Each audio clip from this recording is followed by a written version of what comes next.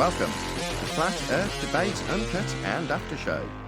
I'm your host Nathan Oakley, and if you are new to this channel, or you've not done so already, then be sure to subscribe, hit the bell notification icon and join button if you'd like to become a Nathan Oakley 1980 channel member and keep up to date with the Flat Earth Debate. If you would like to support the channel, there is a super chat that runs alongside each of these shows while they premiere, and there's also a PayPal, Patreon, crypto and thanks button in the info box below the video. Speaking of patrons, I'm going to do a quick shout out to all of you who do support me on Patreon, so a massive shout out of thanks and appreciation to Flat Earth Sage, Goldie McKiernan, Phoenix Rising 86, Retro Bill, More Books, Cannabear, Fibre Oats, Christian Albert, Michael Kahn, Rob H, John Kays, Patrick Gunnels, Banter, Will Brax, Troy Shuker, Harry Blade, Mobile Max 777, Neo the One, Rob W, Open Minded, Reese Pound, Del West Watson, Maria Neelands, Unbelievable Productions, Blue Ridge Ranger, The Real Gabster, Liam Nodrick Jr., Abraham Hamid, Adrian Quintana, Skeptic 936, Life is Short, Texas Mike, and David Wayne Foster. So another massive thank you to all of you for supporting me on Patreon. Now I will hand over to whoever is in Discord and Google so you can enjoy their dulcet tones while I set up for today's live show. Oh, those are some of the most stupidest images I've ever seen. They're terrible. We have new pictures from Narnia, do we? Yeah, we do, George. Nice to know. Not even Nice to keeping know. up with that. Yeah, I'm looking at. Guys, still talking about that? No. Everything like the James Webb, they're claiming it's actual photographs, and you look at the images, and it's like, come on now, you can't be that silly to think these are real photographs. Like, It's a color spectra photograph from an infrared device. Think about it. yeah. Someone did the math for the inverse square. No, man. You guys are seeing it wrong. It was passing by the painting, and you took a picture of it. Hey, they said it's 100 times more powerful than Hubble. You could see into the beginnings of life after the Big Bang. That's what they're claiming. I could see millions of years back in time with my home telescope just by pointing it up. I'm seeing into the past, right? That's what they claim. That's so funny because what's funny is that I saw it on a Ben Shapiro post, right? And the comment section it was like filled with which he's not a flat earther or nothing, but the comment section was just filled with backhanded comments that just leaned towards flat earth like hardcore. I was like pleasantly surprised by the comments. Even in the NASA. Even in telescope, the clue is in the name, isn't it? When you're talking about telescope, like television. So you buy one of these things, to look at the lights in the sky, but you need to plug it online and log in on the NASA website, and you can see these beautiful images on your laptop. George, from the telescope. Go back to what he's saying. Listen to what he's saying. There's a lot of backhanded comments. Same thing on the NASA. If you go into the NASA live feeds, you got to look at all the comments that people are saying. A lot of flat earthers out there. That's why they turned off the live chat. Yeah. Because they're getting people on there. But this is the thing. There's NASA always turned a off remnant. the live chat? What do you mean they turned off the live chat? What does that mean? Well, like on NASA videos, like how here, like when you go live and stuff, you get your live chat that you could type in, and it just constantly scrolls on YouTube. On NASA, most of the time, that's not even available anymore. It's completely shut off. Wow. At least all the ones because I get force-fed NASA just by looking up flat Earth stuff on YouTube all the time. So I see a lot of NASA, like live feeds, and the chat's not there. Like you can't have conversations during a NASA thing when it's live. Well, they used to play a little game with you. Seen. If they got a flat Earth comment, they would take you and shoot you in a rocket somewhere. They had fun little games they used to play with you. But now they shut it down.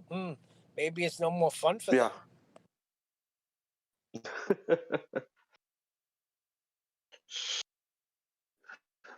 But that could be like a viewership thing. Just the fact that they got like 8 people watching it, it's not very, that doesn't look good for NASA. The fact that no one's interested in any of that crap.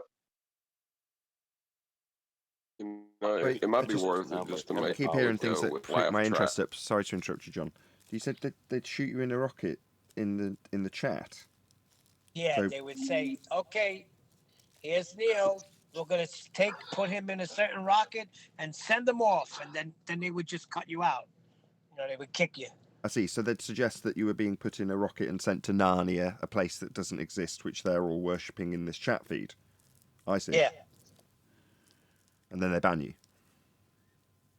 Correct. Okay, I just wanted to clarify what you meant. Sorry, John. Go ahead. I was just saying, I like watching it now just for the humor in it. If you play the laugh track in the background, it's a joke anymore, isn't it? Yeah, as long as you disclaim what's about to happen before it happens, before the connection falls, and you cannot observe it anymore, and then it's successful all of a sudden. As long as you disclaim before what's happening, until the moment it doesn't happen anymore, it's fine.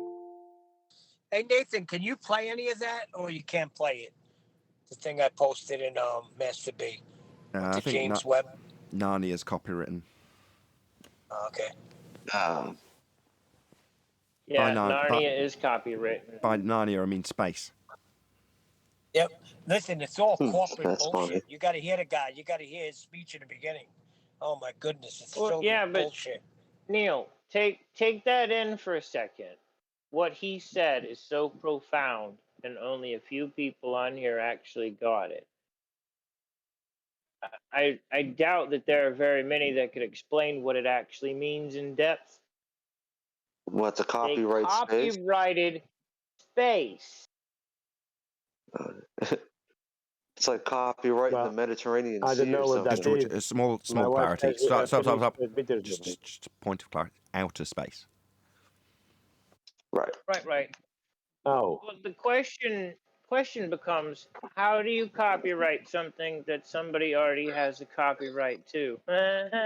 Because they claim it's the Big Bang. They don't go by God.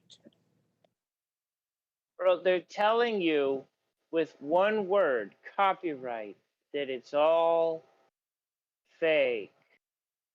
It's production. What about the small bang? When you say Big Bang, doesn't it imply that there was more bangs? It wasn't as big as this one or something like that? The subtlety is sometimes lost. Cuddles just say? That was Hold on 1 second. Yes, Cuddles. Sometimes the subtlety is lost. Don't let it phase you. Just breathe out. Let it pass. Oh, I know. Trust me, I'd love for somebody to actually go in depth, but I doubt I would find that. Yeah, sometimes it's like with the puns. They're better left subtle. The guy that understands what you're talking about and appreciates it doesn't need it over-explaining. You wanting to have it over-explained so that the general masses pick up what you're putting down. The process is too complicated for them to want to pick up. So, I'm not pouring scorn on anybody here, but that's what we just saw, didn't we? Now, I just smile. Yes, we did see it. I take that personal when you say pun. You're obviously referring to me every time. No. That was hold on. That was a good one the other just day. mean in general. A pun is better left. Let it not be explained or repeated. And then for the guy or girl who gets it, and it's not explained, they're in on the joke. And that, to me, is as close as you can get to an in-joke, if you know what an in-joke is. Yes. But you're right if you look at it from that perspective.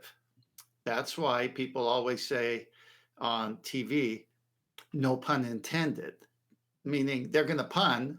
It's obviously a pun. And if they were like me, you would intend it. If you're like them and they're trying to keep the stature of I'm a newsman I kind of agree. No pun intended means if I'd have been a bit more subtle and clever with more forethought, I could have turned that into a clever pun and not mentioned it, but I didn't, and there's a pun in that, so I'll mention no pun intended, so you know there's a pun in there, so you can try and find the humour in it. That's what I take no pun. Anyway, we're diverging away from something that Cuddle says about space. and about the fakery and the Narnia land and all the things that we discuss it as here, and some of the subtlety in the very real impact that has is lost on some people. Now, that's fine, but in a way, I quite like that. It always reminds me, at an extreme level, and I'm not saying I'm like this, of Validation Boy. I gave this example a few weeks ago, where he was saying maybe it would be better if we just didn't talk about it because, yeah, we know it's flat, we know we're right, but why don't we just leave it that way? Let's just keep it our secret. Just not bother telling anybody. Yeah, we know. And when somebody talks about the globe, you just have a little wry smile to yourself. That was his attitude. Why go out and be ridiculed and told that you're wrong, so you have to try and prove it to somebody and prove yourself? And when you know, just get on with your life and know that you're right. That was his attitude. And in the same way, when subtle information gets put down and people want to just talk straight through it because they're not really listening, you just have to kind of let that go and know that there is somebody out there that will pick out what you've tried to put down through the audio chaos. Cuddles. What am I missing here? The beginning of the show to give me context? You're not. You just joined late, and it's not going to get explained again. There wasn't a pun though. No, I'm not saying. Hold on, but hang on, Neil. Just calm down, Neil. I'm not looking for a pun. I got plenty, so I got spare puns. I'm not worried about puns. Your show is called Flat Earth Debate for a reason. It's not to talk in subtleties. We go out there and prove a lie. So I'm trying to figure out what you just said about what I didn't hear, so I don't know the context. We're talking about space being copywritten, right? If space is a real place, like outer space, because I heard outer space, right? You can't copyright, for instance, lush green fields. Yeah. Yeah. Do you know what I mean? Obviously. But Narnia. Hold on, yeah, you can. If you filmed them, you're not copyrighting the fields. You're copyrighting your footage. Wait a minute. So somebody. You copyright live now. No, that's wrong. That's wrong. Hold on. Let's get this corrected then. Go ahead, John. Hold on, 10th. Hold on, Copyright Cuddles. live now. Getting further and further away from Cuddles' point. Go ahead, John. Yeah, I didn't object That's or fine. say anything because That's fine. You can copyright live now. You can copyright what now? I was apologising through the top of you. John, your mic is shot again today. Life. Okay. He said you can copyright. We all just need to be quiet, now. and we might hear him. Me included. I am quiet. Let's try that one more time. Go ahead, John. You can copyright live now. You can copyright life now. Yeah. Yeah, that's Monsanto has copyrights on life. They're not. Is that not GMO life though?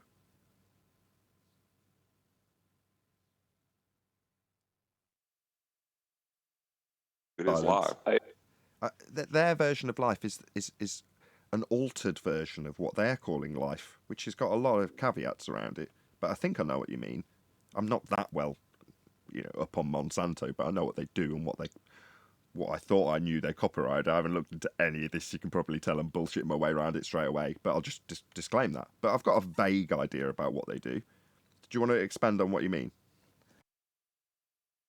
Dogs. You can copyright dog breeds now. There's all sorts of things that can be copywritten that are true. But so I don't see how something being copywritten automatically makes it false. Okay, that was a perfect segue back to Cuddles.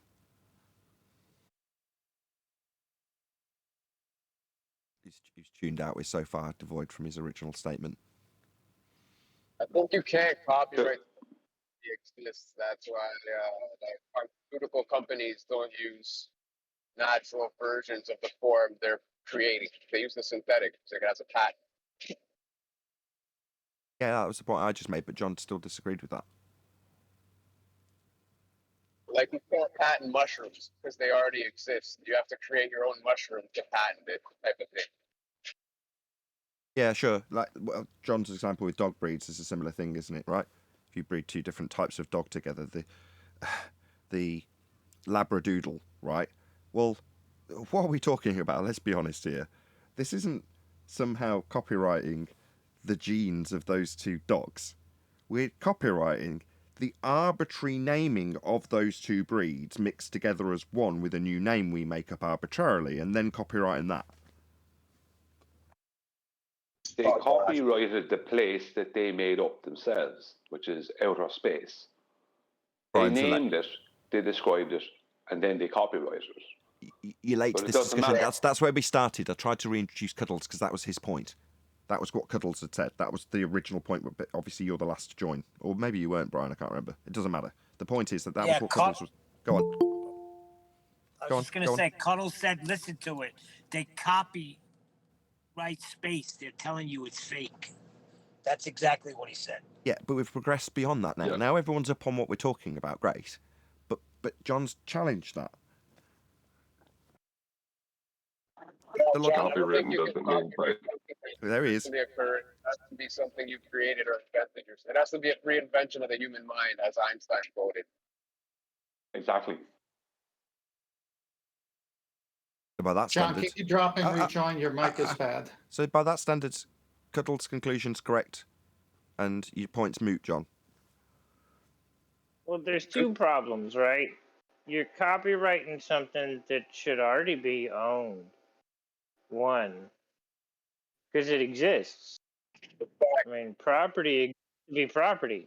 It's owned. All property is owned.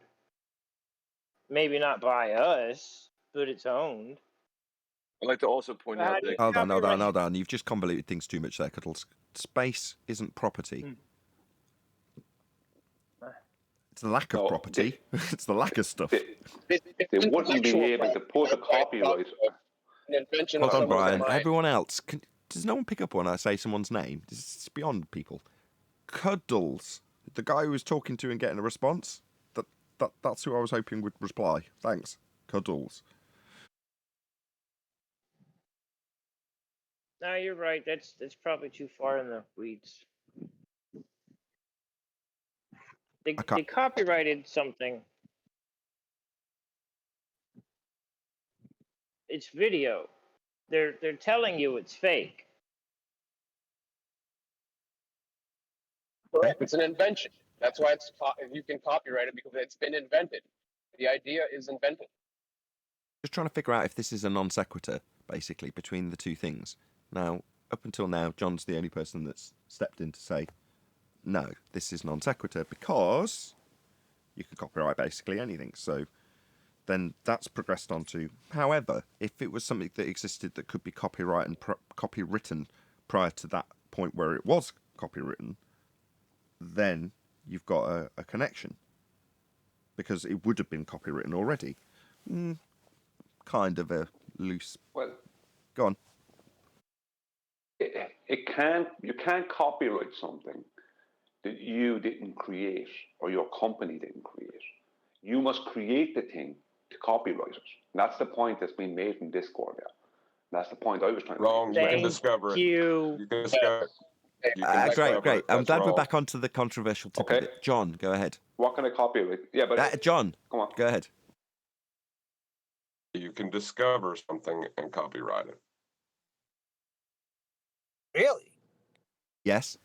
For example, for example, the sealed speaker was copywritten after the ported speaker, even though it was fairly well known that you can put speakers in a box. People didn't. When someone did, after they'd put it in a box and put a port in it and tuned the port to a particular frequency, then afterwards somebody saying, well, let's just not put a port in it, have it sealed and copyright it. So the copyright for the sealed speaker came after the tuned ported speaker, which is just a sealed box with a tune, like a horn or whatever, a port that's tuned to a frequency. Well, that came late. That came before the sealed box.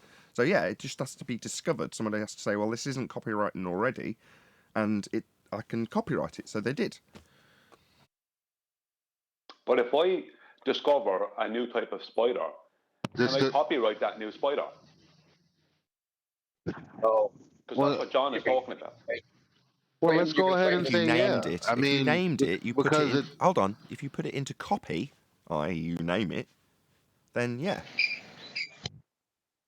Labradoodle. Right, but okay, so So my thing is, there's something to copyright though. Whether you discovered it or created it, you discovered a creation, right? Or created a creation, like Narnia. So you either discovered something that's there or created something that's there. Not that's there. But how could you? It doesn't have to be there. Narnia is not there. It only exists in copy, in print. Right, you're just copyrighting. So isn't there a way to elucidate which it is that they have? Well, we already have. Well, we already do. Never mind. Well, Yeah. we can. Well, they say that That it was is my real. point. Elucidate it, no, because that means bring light to it. Well, no, you can't bring light to something that has no light to be brought to it, which is space. Not in terms of it's a very dark place. It's not a place at all to bring light to it. Correct. It's just the invention of the human mind. It was one of the best pre-show discussions we've had in about a year.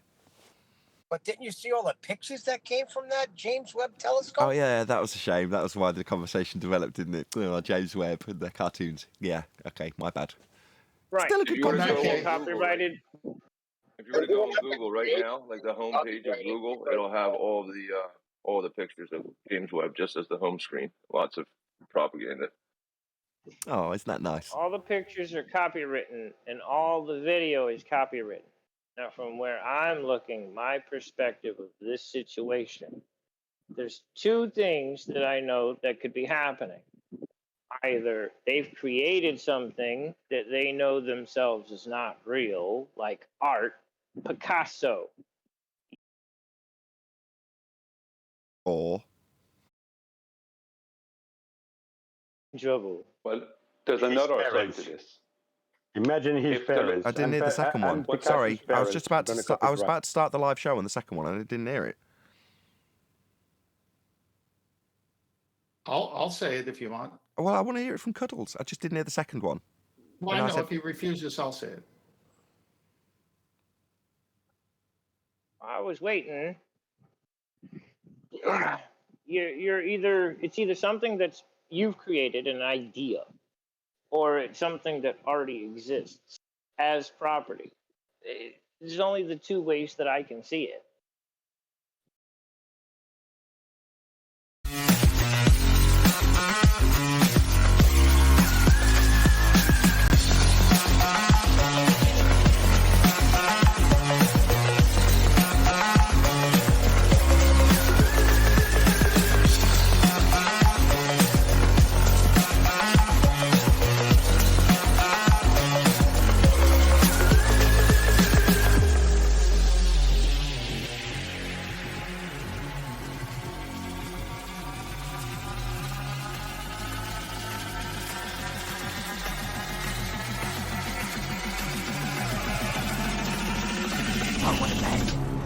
Welcome to Flat Earth Debate Live.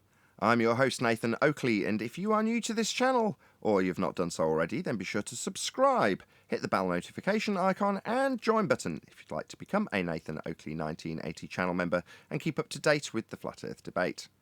If you would like to support the channel, there is a super chat that runs alongside each of these shows while they are live, and there's also a PayPal, Patreon, and crypto link together with a thanks button in the info box below the video. Most importantly, if you'd like to join the discussion, simply mute the page you are currently watching, then click the link in the info box below this video to join the panel and express your views on the nature of Earth. If you do join, please don't swear. If you do, you'll be ejected, and if you are, please don't try to rejoin the stream using sock accounts. You'll be warmly welcome back on the next stream. Please also share the show on social media. Sharing the show obviously increases the live audience, but this in turn increases the chances of a more diverse panel, so please share the show on Facebook and Twitter. Now, we are joined by 10th Man, Eli, Brian's Logic, Refracted Curvature, Neil, and a whole bunch of people in Discord, so welcome one and all. Hello. Yo, yo, yo. Hey, good morning. Hey, good afternoon. Good afternoon, welcome one and all. Any evidence that you can have gas pressure without the necessary antecedent of a container for the gas we all breathe to press upon? That's copywritten.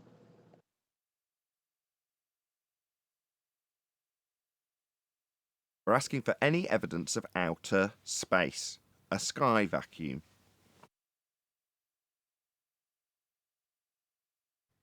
Okay, at this point, I'm going to point out that this is a public participation show. There's a link in the info box, as I say all the time. If there's regulars watching, they'll just go in one hour and out the other because it's said so many times. You can join. We are challenging the notion that the sky is a vacuum known as outer space, with travel taking place in it. We are travelling through a sky vacuum when travelling to Mars and the Moon, according to the current heliocentric religious worldview, that the sky is a vacuum called outer space. That is categorically, without question, not real. There is no travel to the Moon or Mars, because if the sky was a vacuum called outer space, then the gas we breathe would fill that space. They bring up the gradient. They bring up that there's less air when you go up to Mount Everest. They bring Okay, up let's all deal of with that that. stuff, but they Okay, don't. let's They deal with don't that. deal with it. So there's what type of gradient, Neil? A gas pressure gradient. So a delta of the question we ask daily. How can you have a gas pressure gradient without a container for the gas pressure? Moving it on one step doesn't change the antecedent-consequent relationship that is gas pressure pressing on something. You still need containment to first develop gas pressure, to then develop a delta of gas pressure, which is a gas pressure gradient. So you still require a container. Inquiring about why we have gradients? Well, that would be because gas which is created at ground level dissipates. It's called entropy. Diffusion? It's diffusing into the area of volume it has to dissipate into. That dissipation is described in the second law of thermodynamics, an entropy increase. Now, because there is a higher concentration of the gas when it is released from the ground or the tree's leaves or whatever it is that's creating the gas, as that goes up, just repeat that, as the gas created at ground level goes up, it expands and the gaps between it increase, i.e. it dissipates in line with entropy law. So the gas has made its way up from ground level in line with entropic law, therefore must be contained and has nothing to do with outer space being a sky vacuum. We'd all be dead because the gas we breathe would continue past Everest into the availability of volume it had to fill, and we wouldn't have any gas to breathe. Gas fills space. But then they ask, why isn't all the pressure equal on Earth? That's what I was told. Because we first of all have containment to form a gas pressure, and from that gas pressure we have gas pressure cycles, and those dynamic systems give us differentials and weather. But those dynamic systems are only achievable if you first have the antecedent of containment for gas to be at pressure. Not a sky vacuum which the gas would move into, a container for the gas to press upon, in line with natural law.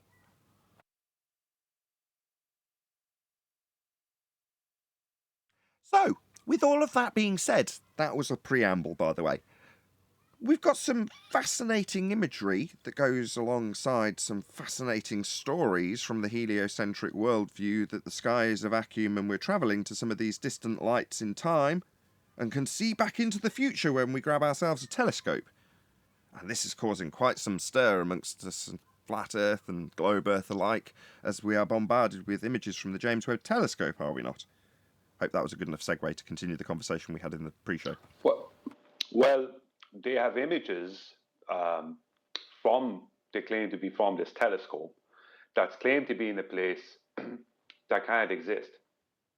But they have copyright on these images. Why would you have copyright on those images? Who else could say that they took the picture? Who else could do that?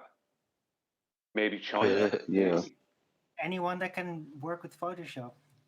Yeah. Say again. Like, who else could claim that it's their picture? Could I claim it's my picture that I took it? I didn't know what Arwin said. I said anyone that can work with Photoshop. No, right. Anyone that can create an image can copyright their image. Yeah, right on. Go on, Brian. If their claimed outer space is real, then why would they need to copyright those images? How could I take the photo that they have under those conditions? I like the comment. I'm back. Go on then. Who's back? All right. So the copyright is not so much for what we're talking about. The copyright is if someone takes that image that doesn't exist because there's no outer space, but this James Webb or whatever consortium that says it's theirs, just in case someone wants to put it on a T-shirt and sell the T-shirt. Oh, we copyrighted. You have to ask permission. You got to pay us a royalty. That's the purpose of the copyright, the way I see it. Yeah, I understand those elements. I understand that someone could decide to do that. But it would be very obvious in the court of law that photograph is from NASA. That's my point. My point being is that who else could take that photograph? How could I put that photograph on a T-shirt and not end up in court with NASA and it be totally proven that it's not my photograph? How could it be my photograph if it's from the place they claim it's from? How could I ever go there and take that photograph? Well, like with any photograph, hold on, just for clarity.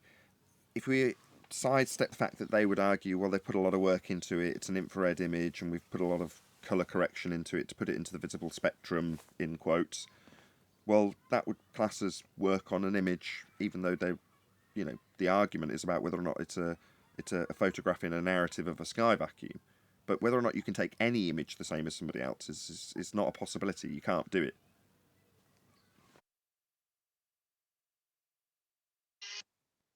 I can take any photograph ever, and you can never, ever, ever replicate that.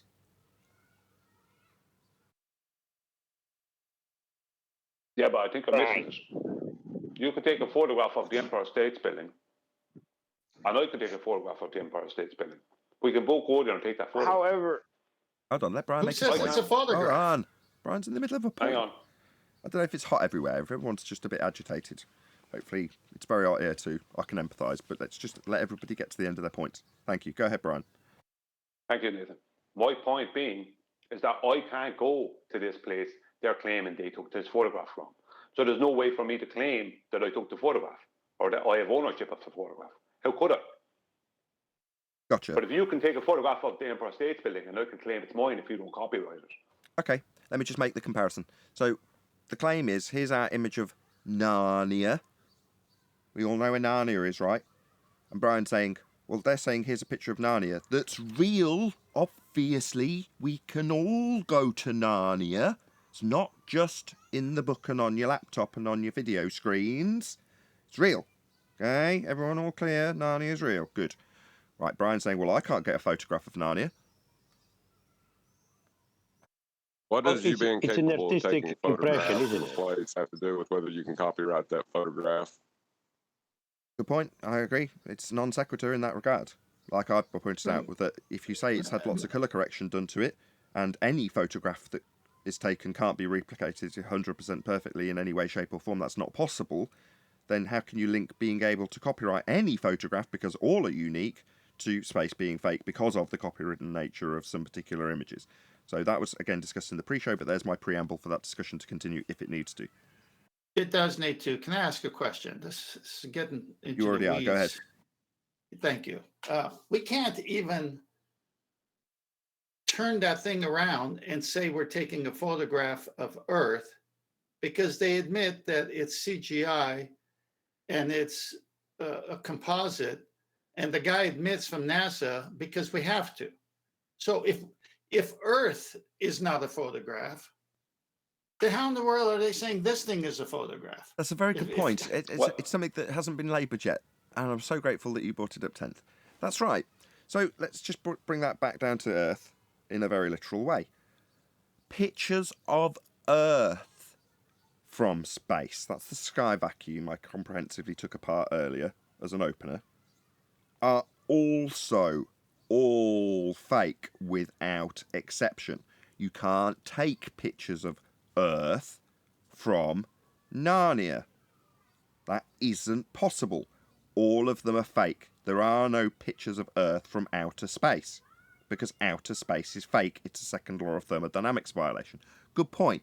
When we talk about the web pictures, what about pictures of the very nature of the existence that we are stood upon?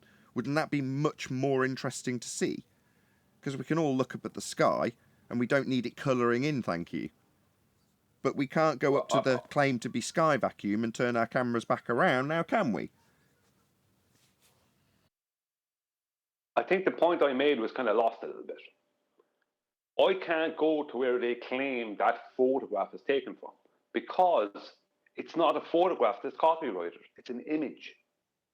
If it was a photograph, there would be no need copyright it. If it was Still a copyright photograph, We're going around in circles here. Shout out to Tony Whitcomb. It says, Simon Dan will never let go of his model ball. Thank you for the super chat, Tony.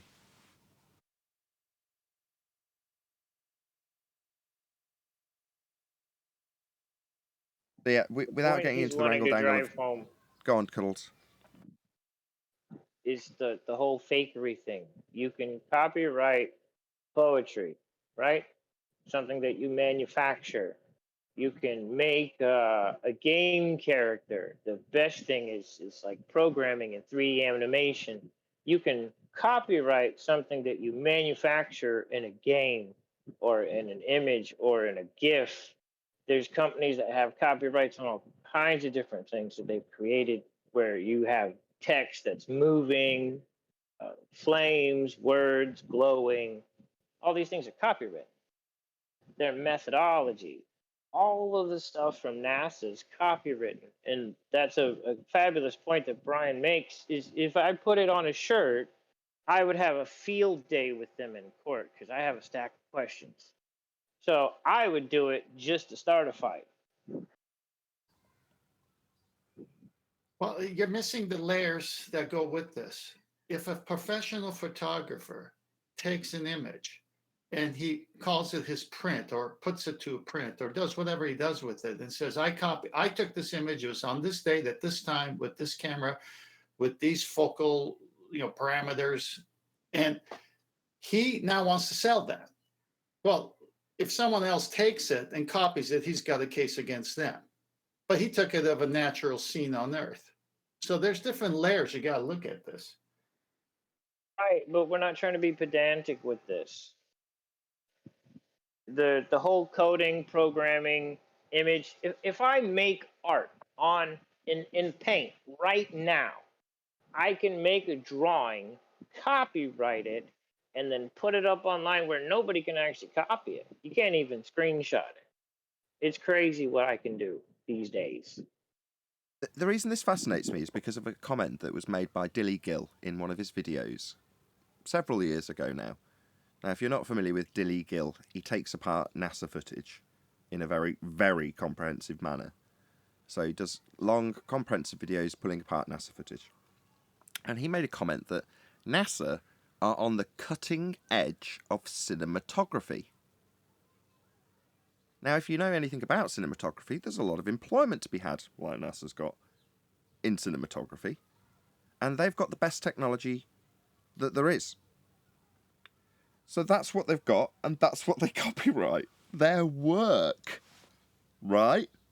That's what they're copywriting. Their work. Because that's what they're doing. Work on Narnia. I mean space. Outer space. The fake sky vacuum that doesn't exist, you can't travel to, and isn't going to give you images of Earth from it. I think I know what you're going to say to my next comment in advance, but I'm going to say it anyway. If they're on the cutting edge of cinematography, as Dilly Gill says, how is it that movies depict space better than the ISS videos that come? They don't. Okay, I'll give you the good answer that Dilly Gill gave. What NASA are very good at also is not overplaying their hand. So playing their cards pretty close to their chest. So whereas in Star Wars you've got lightsaber battles and X-Wings flying around in the sky vacuum and it's all very nice and pretty, NASA are a lot more low-key because it's far, far harder to get caught out if you're showing somebody eating peas and carrots from a tube of stuff rather than having them do anything elaborate. So most of the stuff that you see from NASA, in spite of being, as I correctly stated, from Dilly-Gill, is on the cutting edge of cinematography. They'll do things with footage to make it seem like it's done amateur. Or not amateur, but just that's the best you can get out of space. You know, quality goes down, it degrades heavily when you go to space. It's just how it is. For example, they do a live feed. This is all exposed by Dilly-Gill. And they've got a live audience for a live link to the ISS. And the way that this is set up is you've got two broadcasters talking to camera, and behind them, so they're looking away from it, is a, let's call it a couple of feet, maybe 3 feet screen that's set 20 feet from a live audience.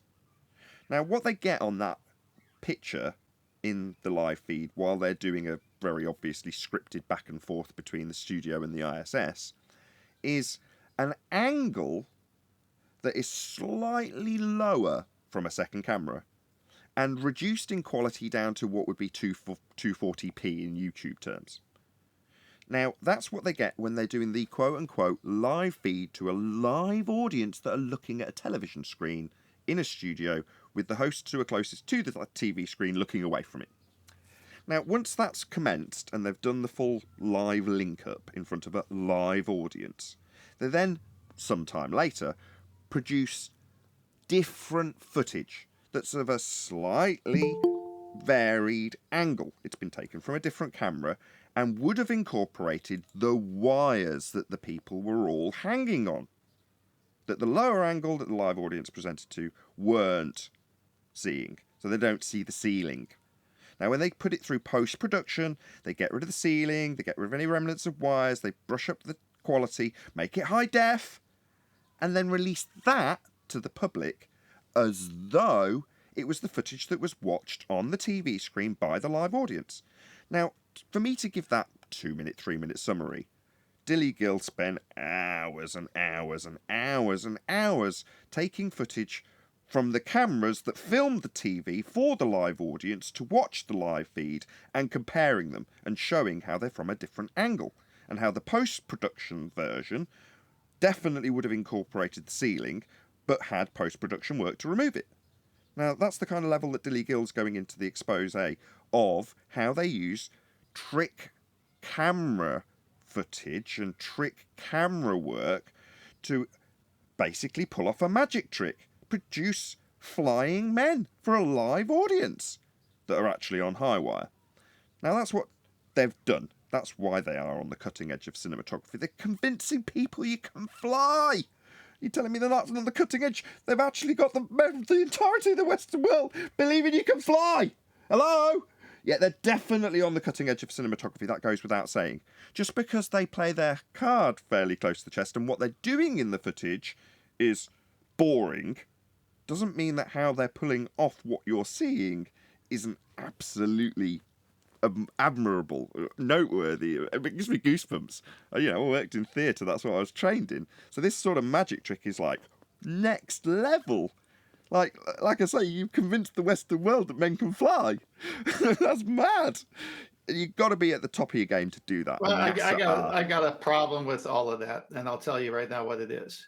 If you want to convince the Western world that it's actually happening, you want to have two different feeds, one post-production, one pre-production, and the pre-production shows the wires. The post-production doesn't show the wires unless you can. I mean, look, when you watch movies from Hollywood, you don't see any of these wires, and they don't have a post. 100% post-production. So do those movies get presented? Do those movies? I'm not finished. I'm not finished. Yeah, but you've just compared it to post-production only. I'm not finished. If you buy a DVD and you get a second DVD that shows you more things about how the movie was made, you can see how Sandra Bullock was on wires in the movie Gravity. You can see what they did. But in the movie, you never see that. But NASA wants to show you both. One is live and one is post. No, that's wrong. That's wrong. It's not a fair comparison. What you compared to in the DVD footage of Sandra Bullock flying on high wire to show you how it's done, NASA have convinced you that the behind-the-scenes footage is what you're being presented live, and that Sandra Bullock is actually flying in the behind-the-scenes footage. That's what they've convinced the world of. Now, that's far more difficult than just showing her on wires and showing it's not real. Then you know it's not real. NASA are really flying because they're in orbit around a sphere Earth from a sky vacuum. That's what they've convinced the world of. You're obviously not a Dilly Gill fan. No, I see a breakdown in the logic here. I know what you're saying, and I know how the world has bought into this lie. That I'm not disagreeing with you or Dilly Gill. The problem I'm having is from the same source you get two different footages. The problem is from the same source you're getting two different footages when it should be one live footage being the real deal. And that's why we're able to point those things out to people. And that's why people see NASA as lying. Right, but they're not presenting that to the world. That's me presenting it based on a lot of research done by Dilly Gill. What the public actually perceive is an audience watching a live feed of men flying, followed by them being able to closely scrutinise post-production footage of a high enough standard to be comparable to the footage you get from movies. So they think it's one and the same thing. Now, what I was going to say further to that was that that's what Dilly Gill labelled, although he's stopped doing this now, maybe to reach a wider audience, crapo-vision. So they get the low-res, low-def, so that if there is any twinkles off the little very thin wires that they use when they do this, so they're not doing anything too elaborate, they're just dangling there, well, so they won't get caught on the low-def crapo-vision. But that trick is the same trick they've been using for years. And let me explain why. It's been working for years. Psychopaths love to recycle magic tricks that just work. Well, how does that sound? I'm talking about filming footage, just in this instance, coincidentally live, yeah? Live footage, live link-up, right? That bit's a little bit more advanced. But when you describe how we all got duped into believing men landed on the moon, what were they doing? The press were filming from some distance of a second-generation projected image. That's what we got. So the footage you see that's claimed to be moon landing footage is second gen from video cameras in a NASA room filming a TV, not even a TV screen, filming a projection screen that's running from a video camera filming a TV screen so that they can film the image that's come from the TV screen through a camera, through a wire, onto a projector, onto a wall so they can film it with their cameras. It's the same exact trick they've been doing since the 60s.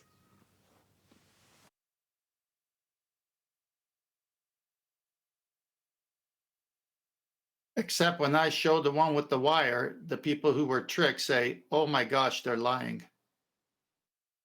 Not the majority of the Western world, and the majority of the Western world it to the majority don't of the believe Western Darth world. Vader or Superman are real, but they do believe men are above them flying in a sky vacuum. Come on, Nathan. I haven't shown it to the majority of the Western world, but everyone I've shown it to can't deny it. Anybody's wondering why this combativeness is there, I suspect it's because I'm being, speaking fondly. Hold on. Speaking fondly or giving admiration to NASA's work. That's what I'm basically doing. I'm praising it. And people on my panel don't like it. That's not my motive at all. Yeah, well, here's the thing, Tim. We're not going to show it to the majority of the world when they have the parameters they have in place for YouTube, Facebook, and everywhere the Western world, etc., takes in information. If we can't dish out to the places the information that people are going the majority of the time, then we won't reach the majority. That's the hill we have to get over. I don't know how we're going to do that. Eli, that's a whole different perspective, paradigm, view. That's not even what I'm talking about. Well, didn't you say that they didn't? Didn't you say the majority haven't seen it yet? How are you going to? Because they're not going to show it to the rest of the world. Did I say I was going to go and divest of everything? No, you said they haven't seen it yet. Okay, I just want to say to the audience, it's very hot around the world at the moment. It's hot. It's hot. It's not. Well, you're trying to finish telling me what you didn't say, which I didn't say you did. You said the rest of the world hasn't seen it yet. And I'm saying, and they're not gonna, and here's why. Back off Fine, your mic a little that's bit, a different argument than the one I'm having. Everyone, I just want to keep the show nice. Please, it's been such a good show up until now. Eli, please back off your mic a little bit. But that's a whole different argument Eli's putting forth than the one I'm having. I don't even disagree with Eli and what he's saying there. But it's not an argument, it's a conversation. I'm just responding to exactly what you said. When I say argument, don't think I'm like it means an argument, like I'm arguing with you. It's a position I'm putting out forward to discuss. The argument I'm putting out is that every time I've shown those images, they say, oh my gosh, they are faking it. They're on wires. Now, do I have the ability to show it to everyone in the world? I doubt it. But if I could, I would. But everyone I have shown it to sees with their own eyes the wires and says they're faking it. That's what I'm saying. Very tight argument right there. Not anything else that you want to make it to be or not. Right. Well, good on you, me, and everyone else is doing the good work so far. I mean, you show one or two people a magic trick and you expect it to spread like wildfire, like a pandemic, right? So because it isn't, means that there's a system in place for that not to happen. Yeah. Which is very unfortunate for us. Yes, let me explain that system. Yes, the system is called the suspension of disbelief. So it's the difference between you going and watching Sandra Bullock, right, and suspending disbelief that she is actually flying in the movie. Please mute. So when you do that, and that suspension of disbelief, one that you have knowingly accepted, so you're willingly suspending your disbelief that she's flying in the movie. Now, when that suspension of disbelief is taken away from you, i.e. by seeing behind-the-scenes footage, you're all okay with it. That's fine. Mentally, you can cope with it because you knew you were suspending disbelief about her flying in the movie. Now, compare that to the example I gave earlier when I said, no, in the behind-the-scenes footage that NASA present, the men are still flying. Because that's how it just is. Even behind the scenes, they still fly in the boring footage when they're just eating their dinner. Yeah? That's the magic trick. That's the main magic trick. Like in The Prestige, when the guy carrying the big, massive, heavy bowl with fish in it to just produce it from behind a sheet, seemingly from nowhere. Well, the magic trick is him walking out the theatre looking frail. That's the magic trick, so that no matter from whatever angle, you're always under the impression that he's a frail old man. He couldn't possibly carry an enormous 20 kilos of water with a goldfish in it between his legs as he hobbles onto stage. But that's precisely what he's doing. So that's their magic trick. And my point is that when that suspension of disbelief, it's the same suspension of disbelief, the only difference is you're an unwitting participant in that suspension of disbelief. So when that suspension of disbelief is shattered, you rebel against it because you weren't a willing participant. It was just real. You didn't realise you were suspending disbelief, and that makes you feel stupid. So people rebel against it, and they don't like it, and they want to tell you how you're wrong about how you're pointing out that it's just a suspension of disbelief. No, it's actually real. No.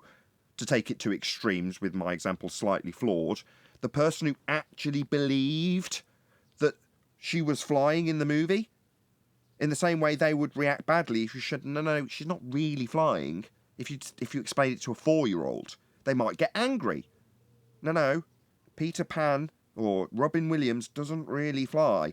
He's on wires. No, Peter Pan can fly. Let me show you behind the scenes footage. 4-year-old has a tantrum. Because they weren't a willing participant in the suspension of disbelief. They didn't know what suspension of disbelief was when they watched Peter Pan fly around.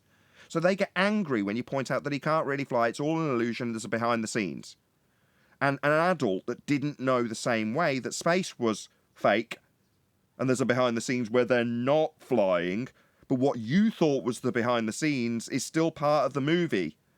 They get angry just like the 4-year-old does. That's how it maintains its structure. I have no argument with the context and the perspective in which you just described that. But that's not what I was talking about. You see the different layers I'm talking about. If I'm having a conversation with that guy or that gal you were just talking about, I would stop talking because they're not open for the discussion. I'm talking about people who say, Teth Man, why do you think they're faking space? Then I enter those discussions because I have an open ear and open eyes, possibly. And then I show the proof, and then they say, oh my gosh, you're right. So you got to put it in the right context. So that's an even smaller audience. Those who have already sensed that something is afoot and are looking for others with more knowledge. That's a very small audience. You got that for sure. That is a small audience, but that's not my problem. My job is to show what I know. Let me expand on that. That's excellent, Eli. Yeah, that's comparison to the kids that walk out of the movie theatre after seeing Hook, which is probably all of our generation, coincidentally, maybe a little bit younger. But, we can all relate. We all know what Hook is, right? Peter Pan with Robin Williams. Well, you're saying there's a very small subset of society that would reach that criteria. Yeah, likewise, there's going to be a very small subset of 4 and 5-year-olds that walk out of the movie theatre and are open to the idea because they've questioned the narrative of whether or not Peter Pan is actually a suspension of disbelief when they watch the movie. Some of the 3 and 4 and 5-year-olds might have been rubbing their chin going, I wonder if this is actually really happening. Now, yeah, there's going to be a very small subset of 5-year-olds that have questioned that. Like there's a very small set of adults that have questioned space in its reality. Good comparison, Eli. I love it.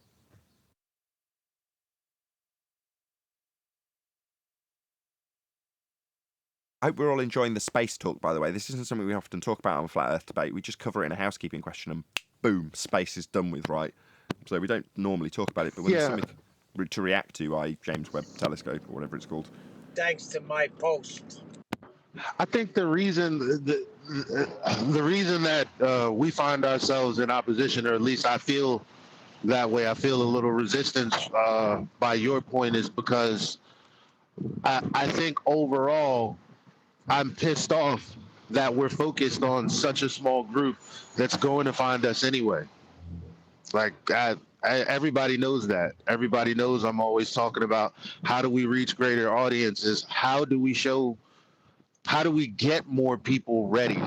How do we undo the preempting that the massive media has done for the last 4 years that we're not really privy to because we're not inside of the illusion of the magic trick anymore. We have no idea how it's affecting people at the moment. You're insanely loud. When we first heard it... Okay. You're insanely loud, though. I just want to tell Eli, because otherwise... Oh, God. Eli, you're really, really loud. I can't control your levels in G+, so how loud you are. I just have to appeal to you to please speak further away from your mic. I can't turn you down in G+. I just have to trust that you will mute vigilantly, like you're not doing now, and not talk 2 centimetres from your mic, because I can hear wind noise, and it's actually your voice creating turbulence over the mic. You're so close to it. And I can't do anything about it. It's driving me nuts. But what your points are great.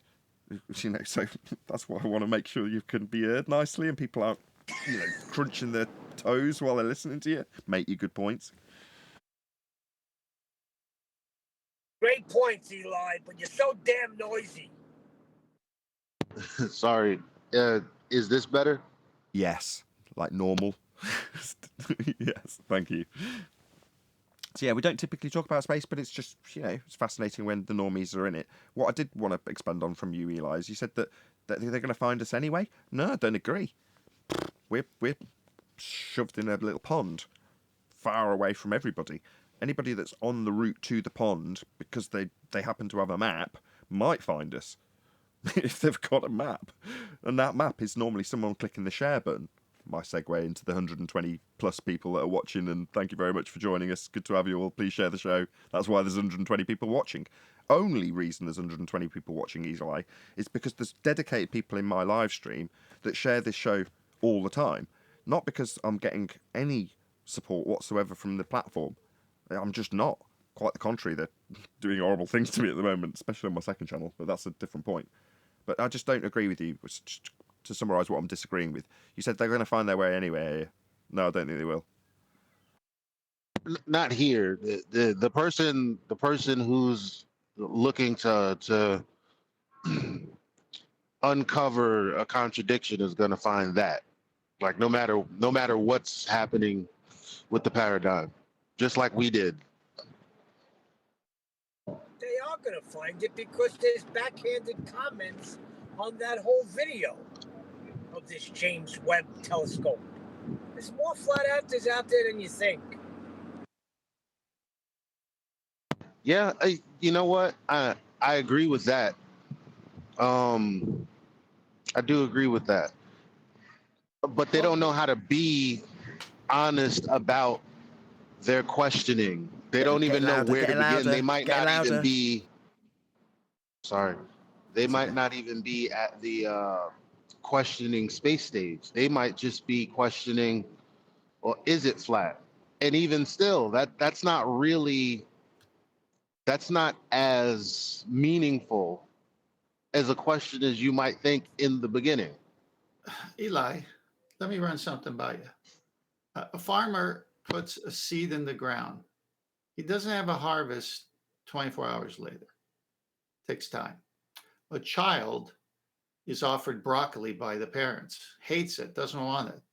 But as a teenager, maybe college student, I love this broccoli. I don't know why I never liked it before, especially with butter. It is everyone's time at different stages in their life where the seed becomes a plant that produces fruit, or they like something that they previously hated. When we talk about flat earth and we talk about how they've have put us in this corner and it's an archaic subject and act of Congress, okay, we got a lot going against us, but at the same time, we're growing like crazy. I know people I'm talking to and the people they want me to talk to. I'm building something here that's going to reach 10,000 people with just 10. Okay, I'm going to have to interrupt with a serious question from the super chat. So Godzilla says, if space is fake, how is it that the James Webb telescope picked up a picture of Sandra Bullock orbiting the Death Star? Explain that. Thanks for the super chat.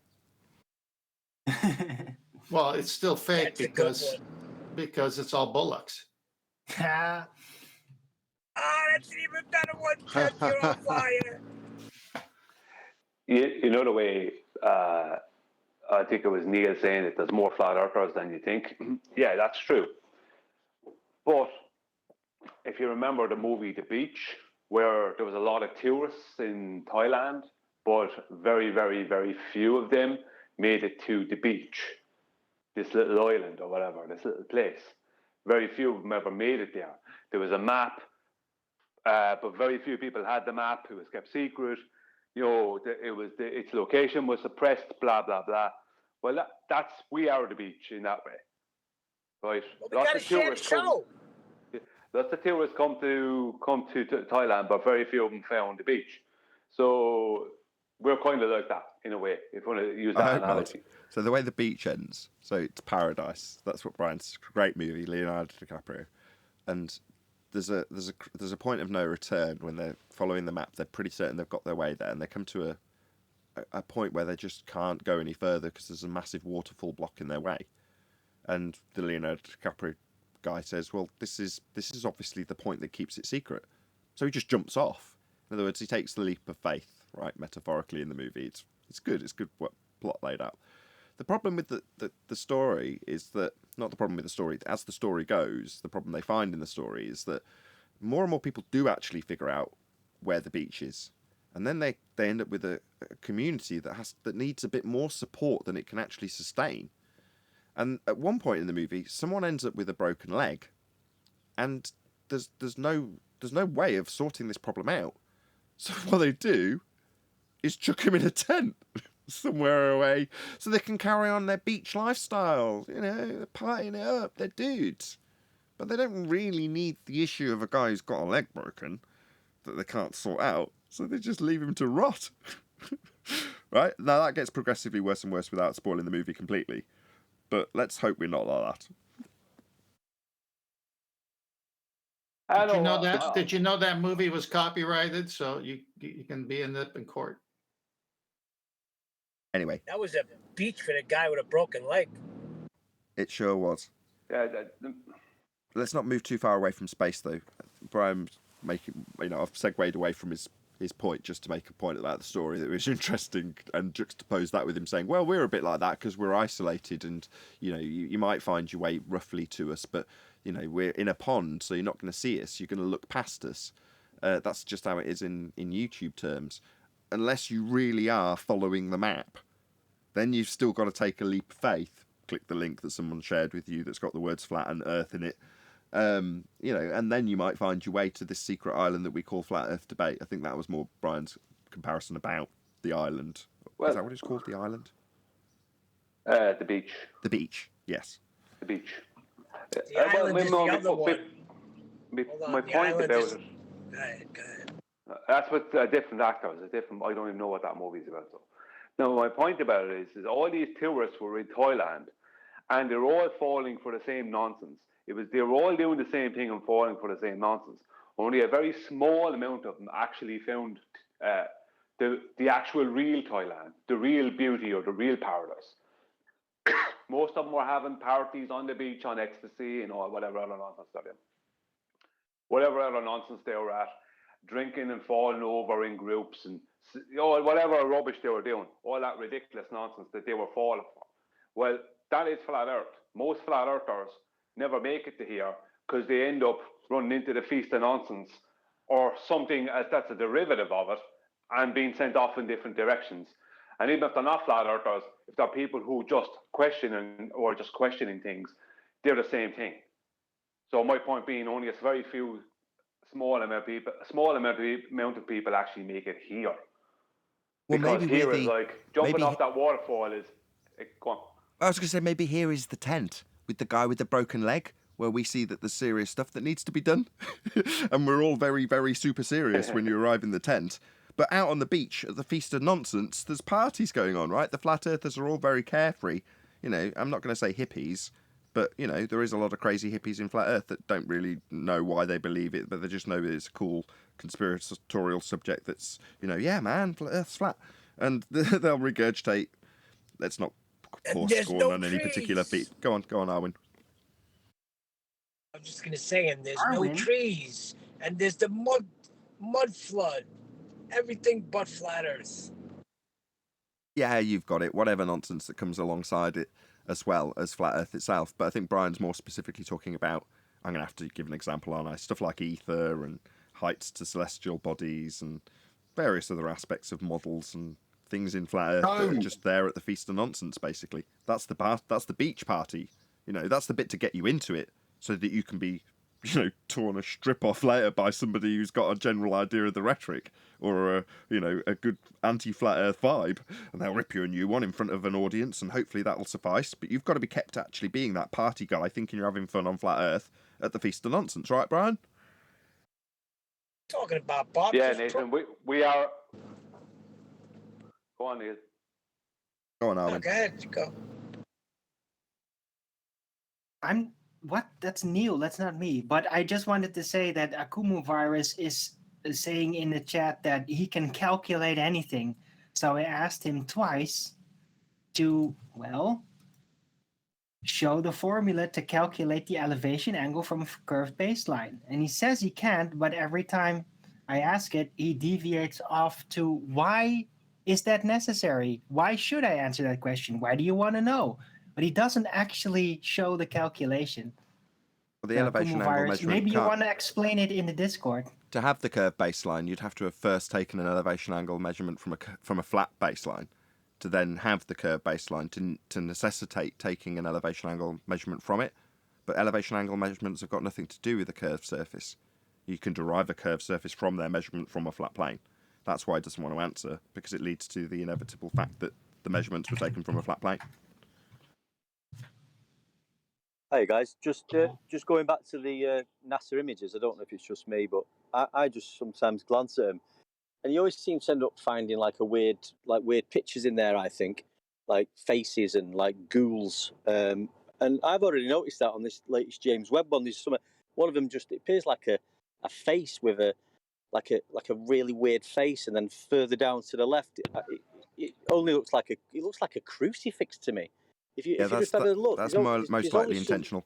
Because these things are going through Photoshop, there's a good chance that the people who are doing it are highly educated in aspects of subliminal messagery. So if you want to check out this, you're not wrong, and I'm going to lend credence to it, not by going into detail, but by suggesting a YouTuber that I was into about 10 years ago, who's still around. I do occasionally pop in just to make sure this channel's still there for when I recommend it, like in these moments.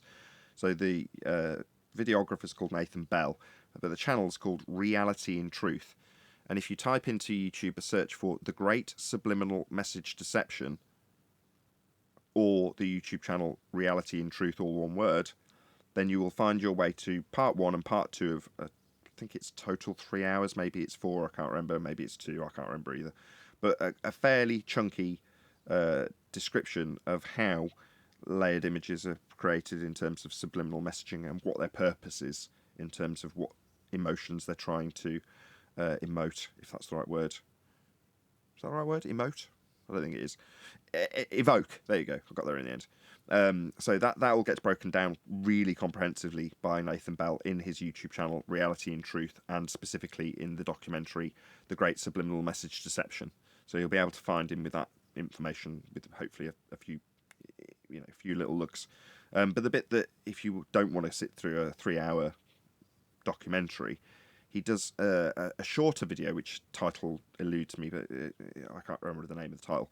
But either way, there's maybe a 15-minute video where he talks about the Subliminal Message Handbook, and he goes through in about a 15-minute video, I think it might even be taken or edited down from that documentary, about a specific handbook that's used in advertising. It's an older one, it's from maybe the 70s, but it just breaks it down in a sort of a more commercial manner.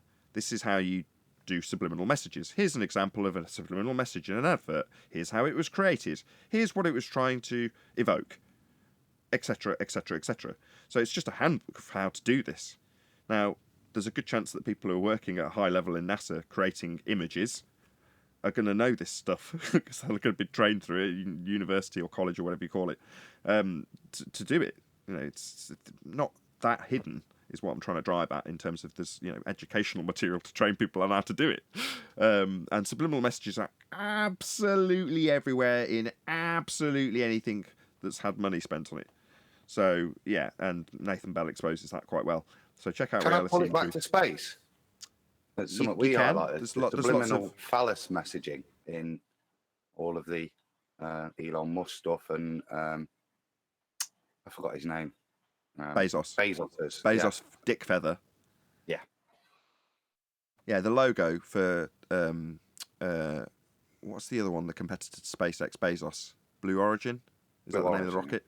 What's his company called? Amazon. The one with the feather logo. Blue. Oh, it's Blue Origin. Or It's okay if you don't know. Anyway, the logo, when you see the Blue Origin launches, which is the company name, we've all forgotten, it's just a dick in the shape of a feather. It's pretending to be a feather, but it isn't. It's just a penis. Penis feather. Anyway, subliminal messages. I just wanted... On screen. I'll find it. We'll find the logo as Eli's going through Well, that look, point. I mean, Hopefully a bit further away from his mic. Look at the phallus rocket for a start. Even with its... Go on, Eli. Yeah, I was just going to say that this is like, not really related to what you guys are saying, which is there's like fake imagery and subliminals put in this fake imagery. But breaking down the wall of lies screen user over at 24/7, he used to take these pictures of the sky with his telescope, and there was a lot of weird shapes in there. Sometimes what looked like ghoulish faces, things that we would call alien-like, not alien-like, angel-like or angel-esque. Like, just looking at the sky, there's a lot of weird-looking shapes up there, man. I've actually got a short video on this Adam, I've just stuck it on. Is it playing? The word you're looking for, Elijah, is angelic. Thank you. For some reason, when you play a shorts video on YouTube as a tab, it doesn't work the way you'd expect it to. Oh, here we go. It's running. Hopefully, it'll have this feather logo that we're talking about on this shorts video that I've made called Dicks in Space #shorts. Should have named it Venus. How do you prove something's not pareidolia? We missed that, John. How do you prove something's not? Pareidolia.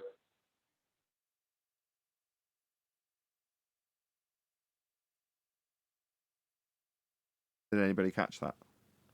I still didn't find the feather logo, by the way. You say pareidolia? Pareidolia, okay. Simulacra and pareidolia. Fine, let's go through that. So if you look at a cloud and you see a bunny or the Rorschach test, same thing. That's simulacra. Your brain automatically identifies threats. So if you're looking out into the distance, you're looking for eyes watching you to hunt you. Instinctively, you're just looking for threats, and you will naturally find shapes of faces when looking, just through natural instinct. You're just gonna find them. And Adam's finally come through with a good instinctual anticipation. Yeah, but the process of actually describing something as an item like a bunny rabbit cloud is pareidolia, I believe that's what it's called. Yeah, but the similarity that you would have with one thing versus another, that's simulacra. So maybe the seeing, a phallus imagery. No. I think that effect no. Well, I'll put it on screen for the audience there, John, and they can make their own decision about that. Sounds like these effects are tied in with physicality assumption bias mechanisms in the mind. To make something of something you see, right? To personify it, to turn it into a relevant thing for your instinct. Yeah, well, that's what the subliminal messages in general play on. There's two different types of subliminal, if you want to evoke the maximum effectiveness. And something I've mentioned many times before, one is called the death cell, and the other is called the sex cell. And you're working on the, primordial, if I don't get tarnished with tar and feathers for saying it, part of your brain that basically says, don't die and reproduce. So your brain's generally saying, is that threat, food, or a mate? When you're looking at stuff and assessing it in the most base way, is that bus going to kill me, hump me, or can I eat it? It's probably going to kill me, so I better get out of the way. Well, you do that without thinking about it. There's no processing involved, really. You just instinctually know that the bus is going to flatten you, so you get out of the way. You instinctively look at the blonde girl with the big boobs and the nice legs and go, yes, please, I'd like to produce babies with that girl. That's what your brain just says without you even doing anything. Or, I'd like to, not with the girl. So you see a cake, let's give the example first, and you go, I'd like to eat that. You don't think, oh, I will now consider whether or not I would like to eat that. Do you know what I mean? So well, when I'm getting to a point, Arwin, I'm trying to get to a bloody point here. Yeah, so when you appeal to those base instincts, you will appeal to your natural tendency to want to hump things in the sex cell. Now, this is very easy to illustrate, the death cell less so, in terms of putting a naked lady or a girl in a bikini sat on top of a Ford Taurus. And that makes you want to buy it, right? That's how simple it is. That's the sex cell. Yeah, you can expand that out however you like. The death cell is very different. The death cell works on the same instincts, but also, for some reason, that advertisers have figured out, also makes you want to buy things when you trigger that part of your instinctual brain about things. So you look at an advert for whiskey, and if it's got skulls and ghouls, finally getting to the actual point that was originally made from Discord, why would they be there? Well, because that triggers a part of your brain without you realising why. an instinct that triggers the fight or flight in your brain because of the death element that you're seeing without realising it. But all you're looking at is an advert for some whiskey. But suddenly your mentality has changed. Your chemicals in the brain have changed. The way you're viewing it has changed. Not because you've assessed it and gone, oh, that ice cube is actually in the shape of a death skull. You don't assess it at a surface level. It's subliminal. So that answers the question that was originally raised from Discord. Why would you have these ghoul faces if you don't discount what John said about pareidolia and simulacra in these images? And I would suggest that they are absolutely intentional and trying to trigger a part of your brain to make you fear things. Part of the main aspect of control in any system is fear. And that's where the death cell comes in very, very useful when it's peddling a religion. That's why it's there. Sorry, Arwin, to cut you off. John, I'm sure you've got something to say, and the original person who I've forgotten who brought this up from Discord. Excellent point. Nathan Bell, Reality and Truth, subscribe to this. Sorry, I'll be quick. Sorry, I'll be quick. It was me, Nathan, but yeah, but also it just goes to show as well that these are actually images and they've been tampered with and they're not real because you can clearly see these faces and little things that are in there. So it's just more weight towards it being totally fake. Fine, wait. Thanks. I'm only joking. Go ahead, Arwin. Yeah, it's not working. I just wanted to make a joke, but if I have to wait 5 minutes to get it in, then nobody will get it. But that's fine because this has been content-wise one of the best live shows for ages. Absolutely no debate in it. Nobody's challenged us from Discord. Nobody's joined us to tell us how real space is. Well, that's telling, as opposed to oh no, there's been no debate. Yeah, but there's been some excellent dissemination of really good information in this particular live show and in the pre-show. I even said at the beginning, just before we went live, this is one of the best pre-shows we've had in ages. And I'd go as far as to say that this is the same, it's followed through for whatever reason, even though it's really hot everywhere, into the live show. So this has been a really excellent show. So I'm glad you didn't get a chance to make a joke, Arwin, because the content's been such a high standard and your jokes tend to fall a bit short, gotta be honest. Out of this world. Wow. That was a good joke. No. It's all about the timing, Arwin. Survive and reproduce. No, that wasn't funny because that's just not funny anymore. Hilarious. With that, I'm going to say, if you are watching this on either Nathan Oakley 1980 or Nathan Oakley premiering streams, then stay tuned as there'll be an epic, I know for certain, after show to follow. Unfortunately, though, if you are watching this live, this is where we bid you farewell. A massive, huge thank you to all of you who smashed the super chat and thanks button, liked, commented, shared, subscribed, joined as a member, and all that good stuff.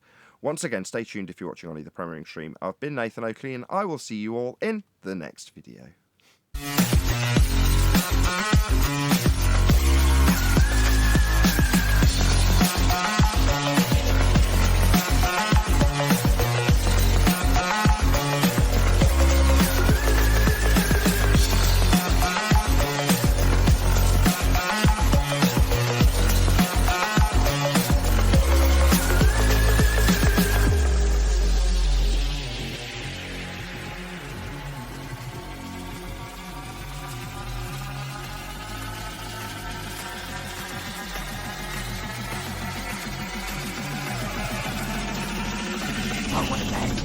What a lovely day!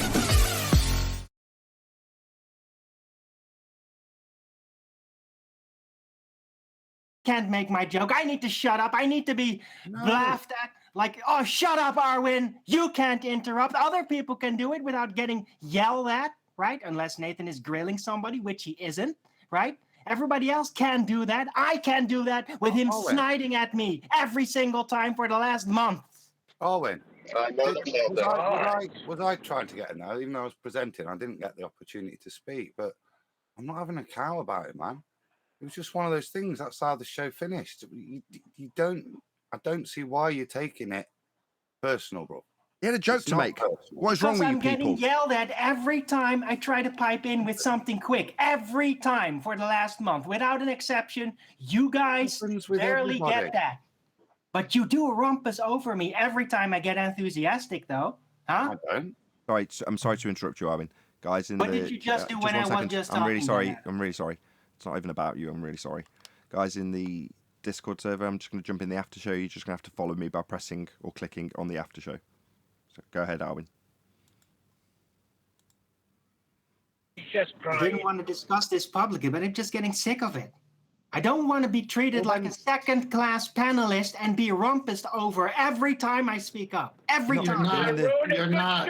Can you all calm down? You're not, Arwen. You should keep this for private talk. You're just insecure about yourself. How can you be a second-class panelist? No, this is good. I'm enjoying this. Go ahead, Arwen. Excuse me, second-class panelist.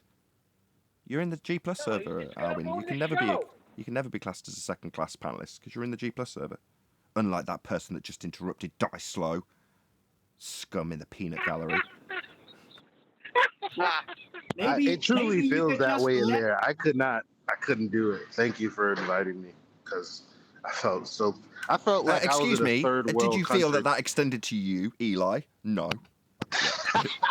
So funny. And Eli, It's so funny. Thank you, Eli. It's a good place to make jokes about it once I put it on the table after it wasn't funny. Do you want an apology? If I've been No, I want you to stop doing it. I want you to stop barking I'm at me acknowledging every time it. I try to I'm fight acknowledging it, so you can understand that I'm acknowledging it. If Neil will stop rumpusing this discussion, yeah, I'm acknowledging it.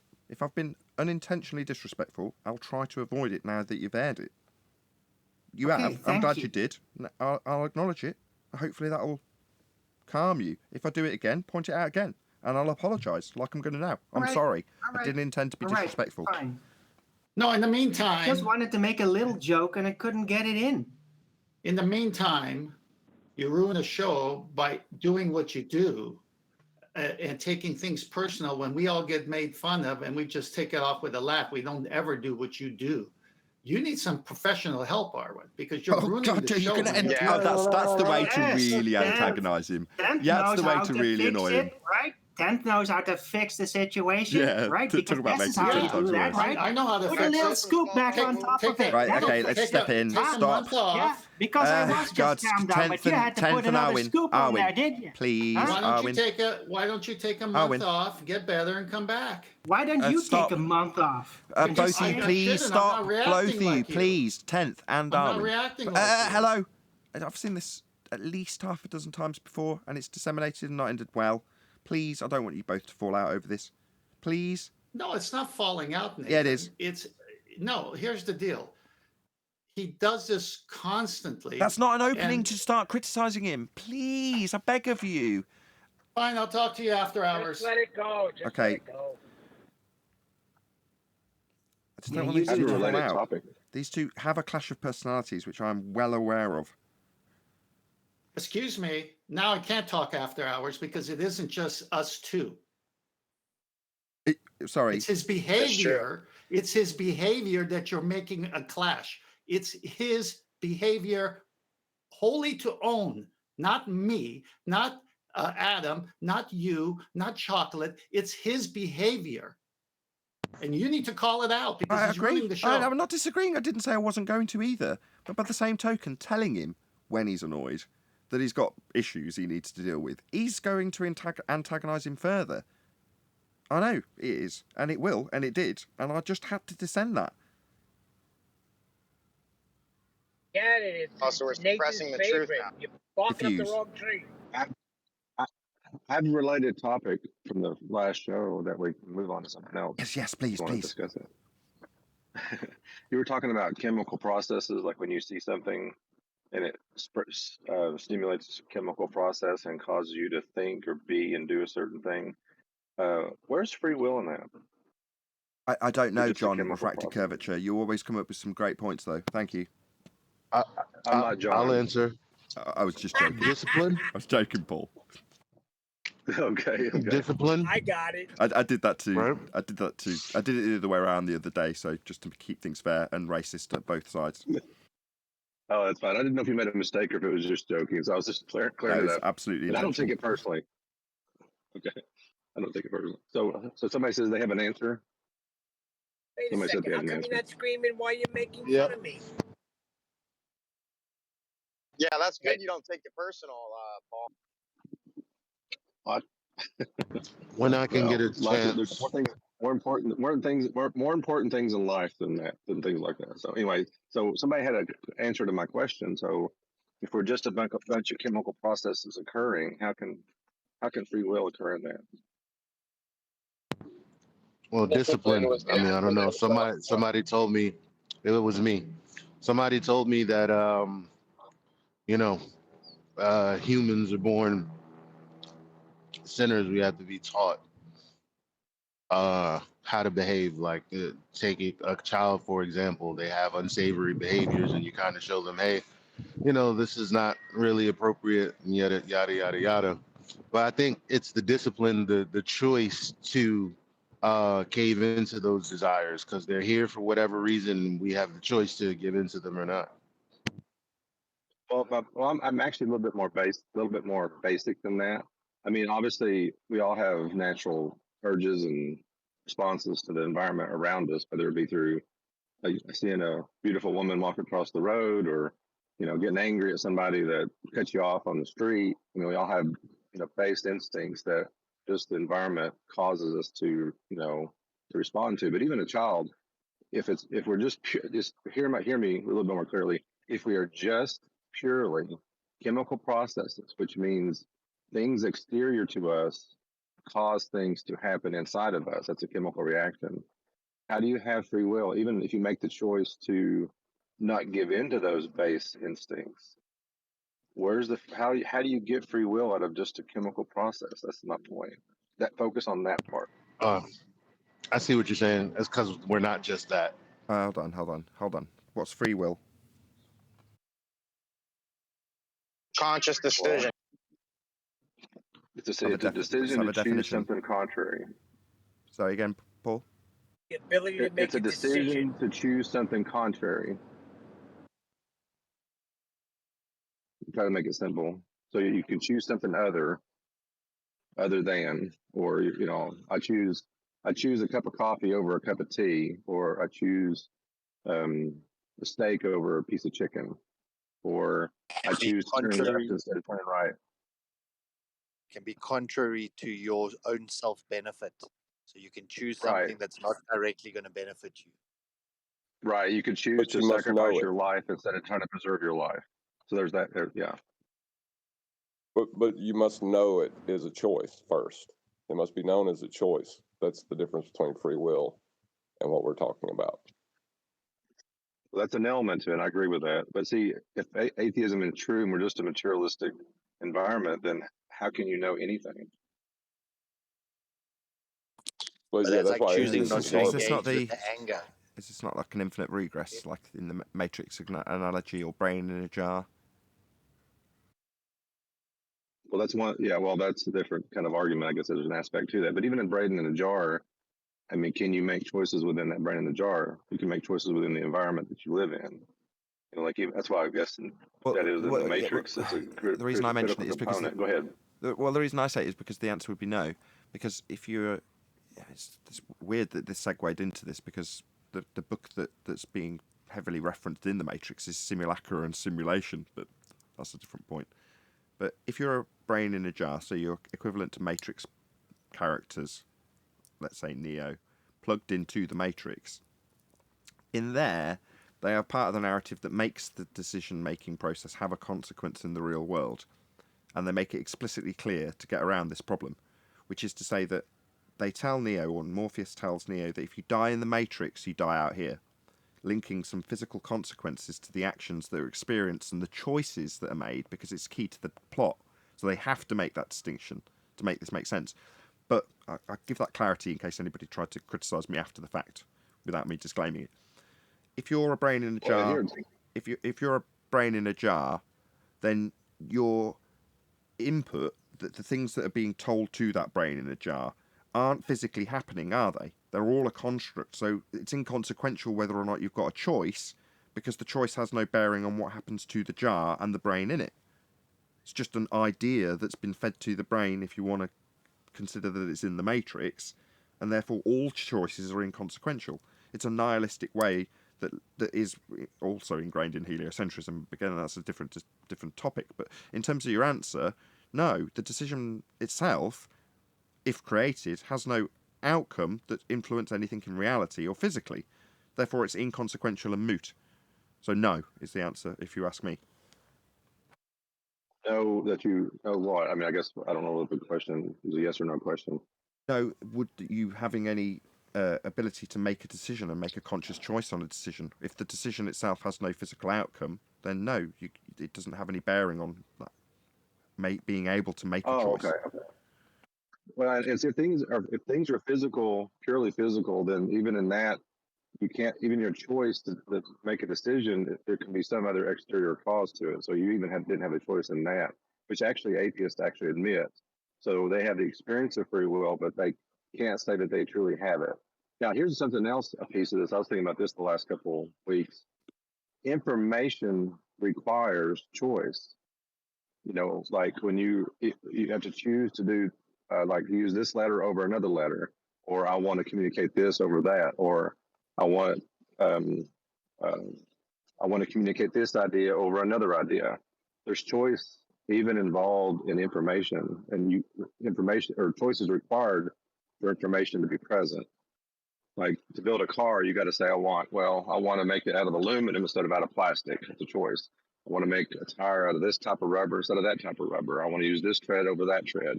I want to use this brake over that brake. You know, there's choices. Can you even give us within some more information. examples? Well, I'm trying to make sure everybody understands it. Get over it, Dyson. So how does basically, information? I'm following along. Didn't realize people weren't following along. Go ahead, Adam. So how does information? It's a really good topic. How, from an atheistic worldview, does the supernatural form of information sit? If everything is a construct and a reaction, a physical reaction, then where does the construct of information sit in their world? Can't. Well, they have to say it arises out of material, which that doesn't make sense. It can't. That's correct. Comes from the soup, primordial soup. If that's all we've come from, then there is no consequential information to deal with in their narrative, is there? I mean, I could be wrong, but I don't think there is there? I don't see where. Well, here's an example I give. I give this example all the time, like cat, C-A-T. When I say that word, it conjures an image in your mind of an animal. But if I do T-A-C, tac, what does that conjure? It's the same letters, same chemical composition. Everything's the same except the arrangement and the information being conveyed. I didn't get the comparison. Cat, C-A-T versus what? T-A-C, tac. Tac. Like tac is tactical. It's an acronym, tactical, or an abbreviation. They both convey two different forms of information that are completely different. I did hear you right. I just didn't get your point though. It's different words. Yeah. I don't understand your point. I'm not following. Well, but if it's just chemical or just the makeup, like just the atoms, well, you're using the exact same letters. What's that? I was just saying tic-tac-toe. You can get a cat's game in that. Was that your point? But the idea, no, I'm talking about the information conveyed. Like, if you know what tac means, like you can say tac, like I have a tactic or tactical. That's usually the abbreviation. That has a different connotation than when I say cat. Both of those ideas have the same letters in them. They're communicating. No, it's a good example. What he's saying is the ink on the paper is exactly the same material. The only difference is the way that you interpret the data, because information is real, and interpreting it also is another aspect to that. Ultimately, what I'm saying is that it can't be the chemicals that can determine the information. It can be. That's why I say that. That's an example of why I'm saying that. Chemicals aren't conscious.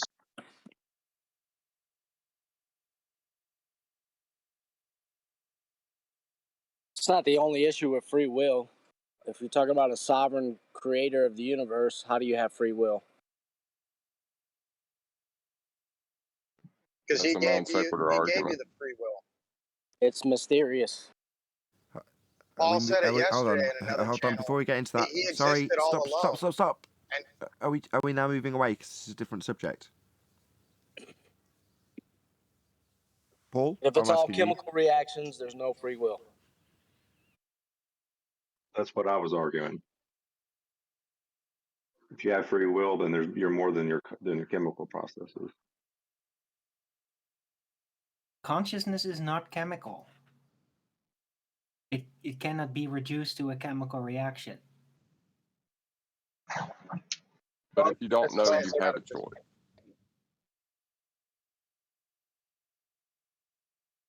Don't know you have a choice, that's when the chemical reactions come into play, because you're not making a choice. Yeah, that's what subliminal messages work on. Base reactions that are just chemically induced. So as soon as your eyes recognise the bus coming towards you, there's no conscious, I will now consider whether or not that bus is a threat. Assessing. Yeah, I think it's a threat. I better. By the time you've done that, you're dead. So there's just a chemical that goes, get out of the way, without even thinking about it. Well, that's a reflex. How do you deal with a sixth sense or a gut feeling where you're not consciously aware of the event, but something internally is telling you some sort of a chemical change?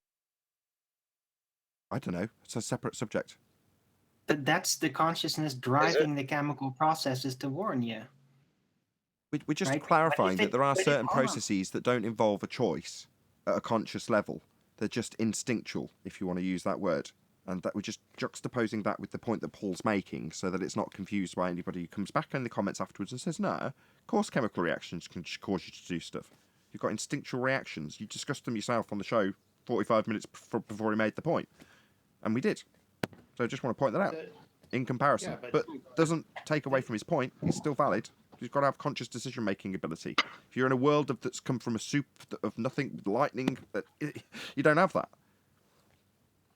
The gut move, the instinctual move, that's long-term memory. That was deposited a long time ago by short-term memory.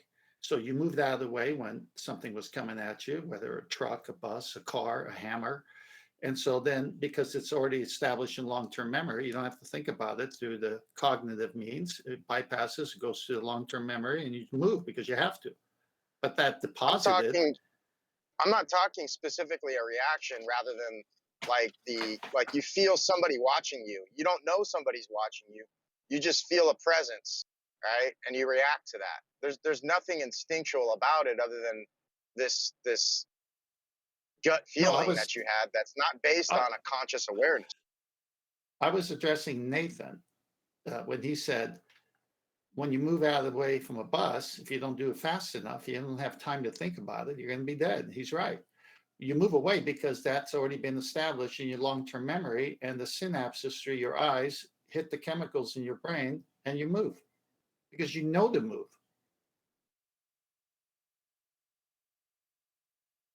I'm speaking more in the terms of like you have a thought of somebody before they call you, or a song on the radio before it comes on. Like there was nothing consciously witnessed to make you invoke that thought, but somehow there's some sort of that's been shown to be routine. I've seen that debunked. I can't remember where to give you a reference. I'm really sorry. So if you want to just say, "Oh, you're just making it up," well, I haven't got anything to back this, but I do vaguely remember. Bear with me. Yeah, I do vaguely remember somebody going through examples where they're like, "Well, I knew my mum was going to ring, and then the phone rang," and it's like, "Yeah, but through routine, there's a good chance that at a particular time in the week or month or day, your mother calls, and you get into a routine without consciously realising it, and then you predict that it's going to happen." Same with a song on the radio. They're all played in a loop, and you've heard it, and you've had it go through your mind a couple of days, and then you're like, I bet you anything there's going to be that song I really like that everybody likes that's played in a loop on the radio. Come on, next. And it does.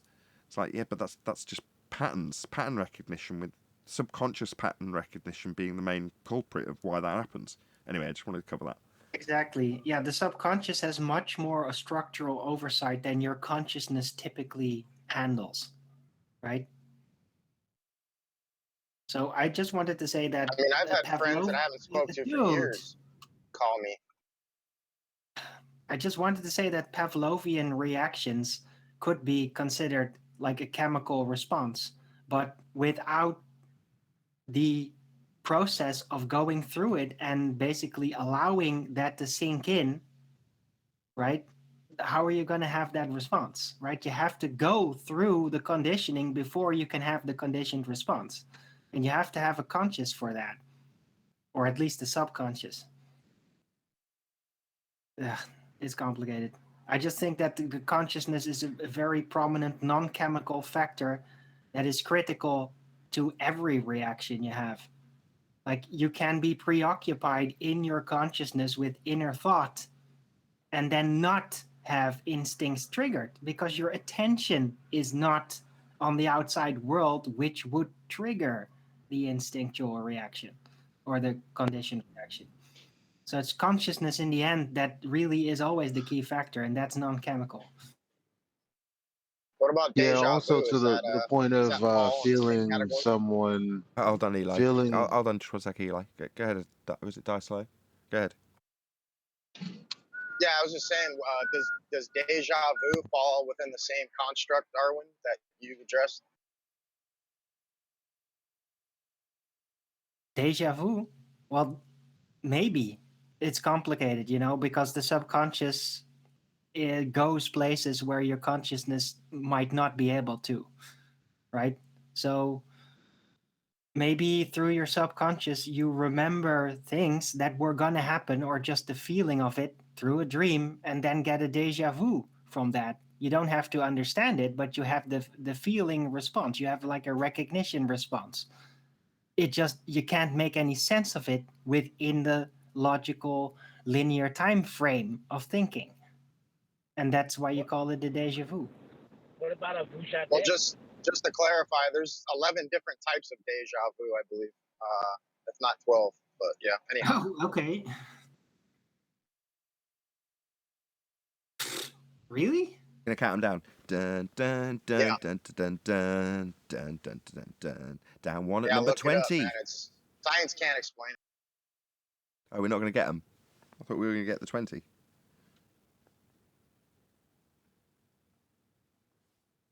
I thought he said 12.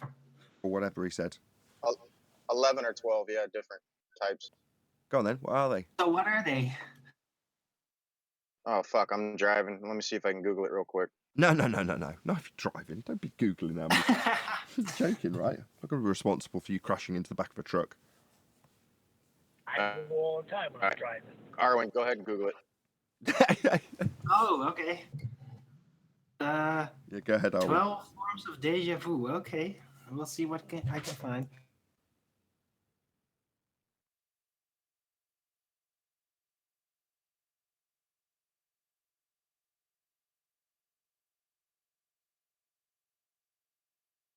Yeah, we can talk amongst ourselves. I can't believe Arwen's just gone, yeah, fine, I'll Google it then. Nobody answered my question about a vujade. Vujade? Oh, it is 20, apparently. Wow.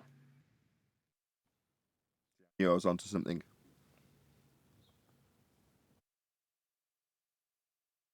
The George Carlin bit. He says, deja vu, what about a vujade?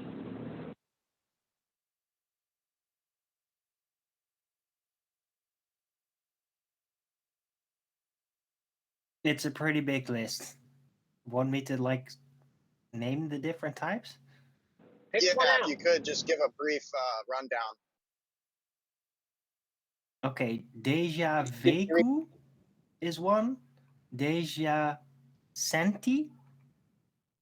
Deja visite. I don't need to hear bloody double Dutch for the next 5 minutes. You got to go through what it actually means. Okay, let me go through the first then. Just gonna have deja vu, vijanzi, deja vu, deja ni, no deja.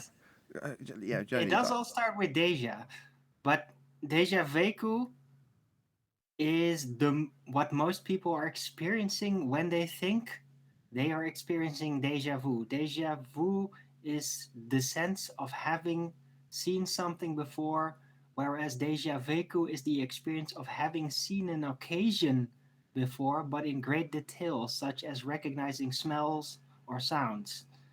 This is also usually accompanied by very strong feeling of knowing what is going to come next. In my own experience of this, okay, so this is somebody's personal list apparently. I have not only known what was going to come next, but have been able to sell those around me what is going to come next, and I am right. This is very eerie and unexplainable sensation. Okay, that was the first one. Want me to go on?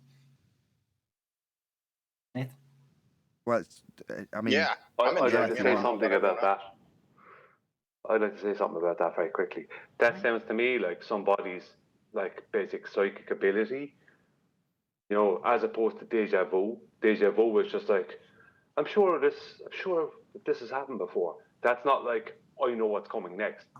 It's not exactly the same thing. That sounds like somebody has just a psychic ability to tap into what's happening next, as opposed to deja vu, which might be more similar, something very similar, but it's not the same. Well, so this person sounds like they're just making shit up. Well, yes, I think it is somebody's personal classification list when they give a personal example, which is very odd. I didn't expect to find that in there. But this was only 1 out of 20, so I don't you don't know until you read more of it, really, what it all means and how he classified it all. So, want me to continue? Or you guys heard enough? I'm in. I'm enjoying it. I don't know about everyone else.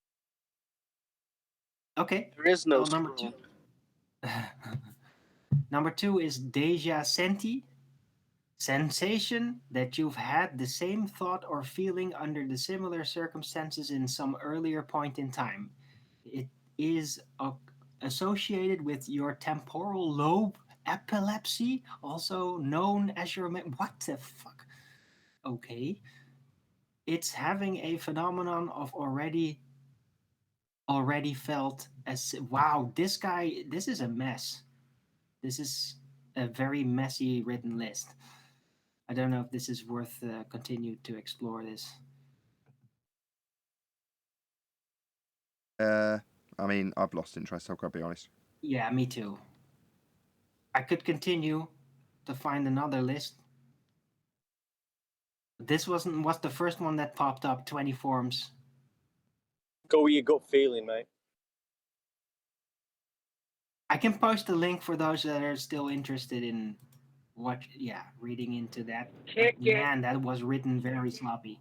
It was almost worth getting the other guy to crash his car just to give us a better list, but there we go. Well, I'm glad we did it. You only know if you try. I posted it in Master B.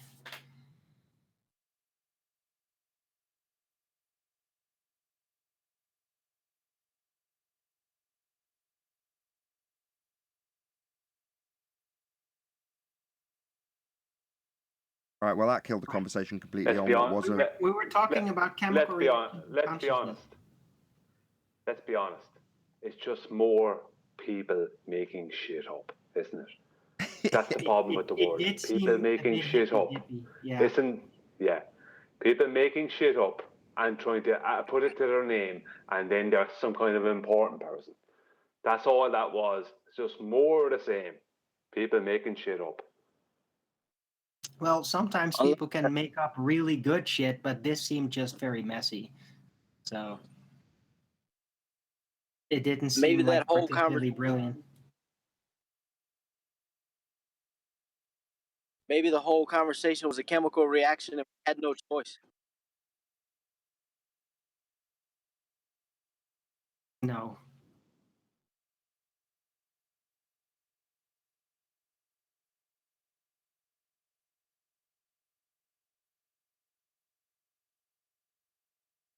Right, but we were talking about chemical reactions and consciousness. When is something not a chemical reaction driven? And when is it? Like, do we actually have purely chemical reaction responses? Or is our consciousness always involved? Right? And that, like, in a very remote way, very fuzzy way, for me, connects to, like, the knowing which path. Like, is the consciousness always there to do something, right, with us? Can we actually experience pure bodily chemical reactions without our consciousness? Or do we just downplay our consciousness a lot through the conditioning of atheism and materialism? Yeah, I think that one. How would temptation exist if free will didn't exist?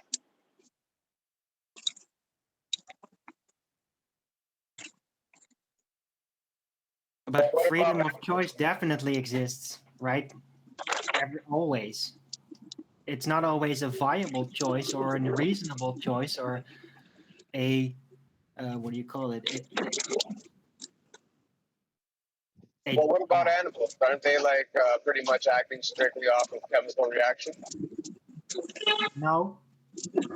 No, animals have consciousness too. It's a different type of consciousness. But... Eli, you're on mute.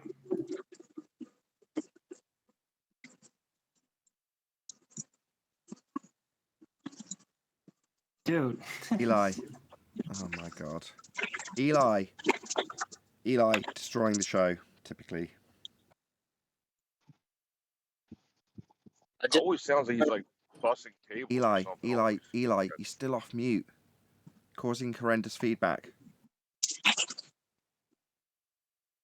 Eli, feedback!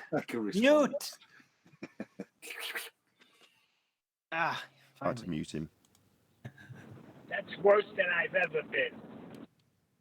Oh, come on, Neil, never. I had a situation Friday, and nobody helped me. So worried about the show. I'm stranded. We were all prayed for you. You were the guy making the noise with the broken car and then the big engine going. It sounded like a motorcycle. That was pretty severe. No, you want to know what's funny? When you yell at my name, I thought you were seeing something I was doing wrong in the car. That's how nuts I am. Sounded like a drag race or something going on. I remember it.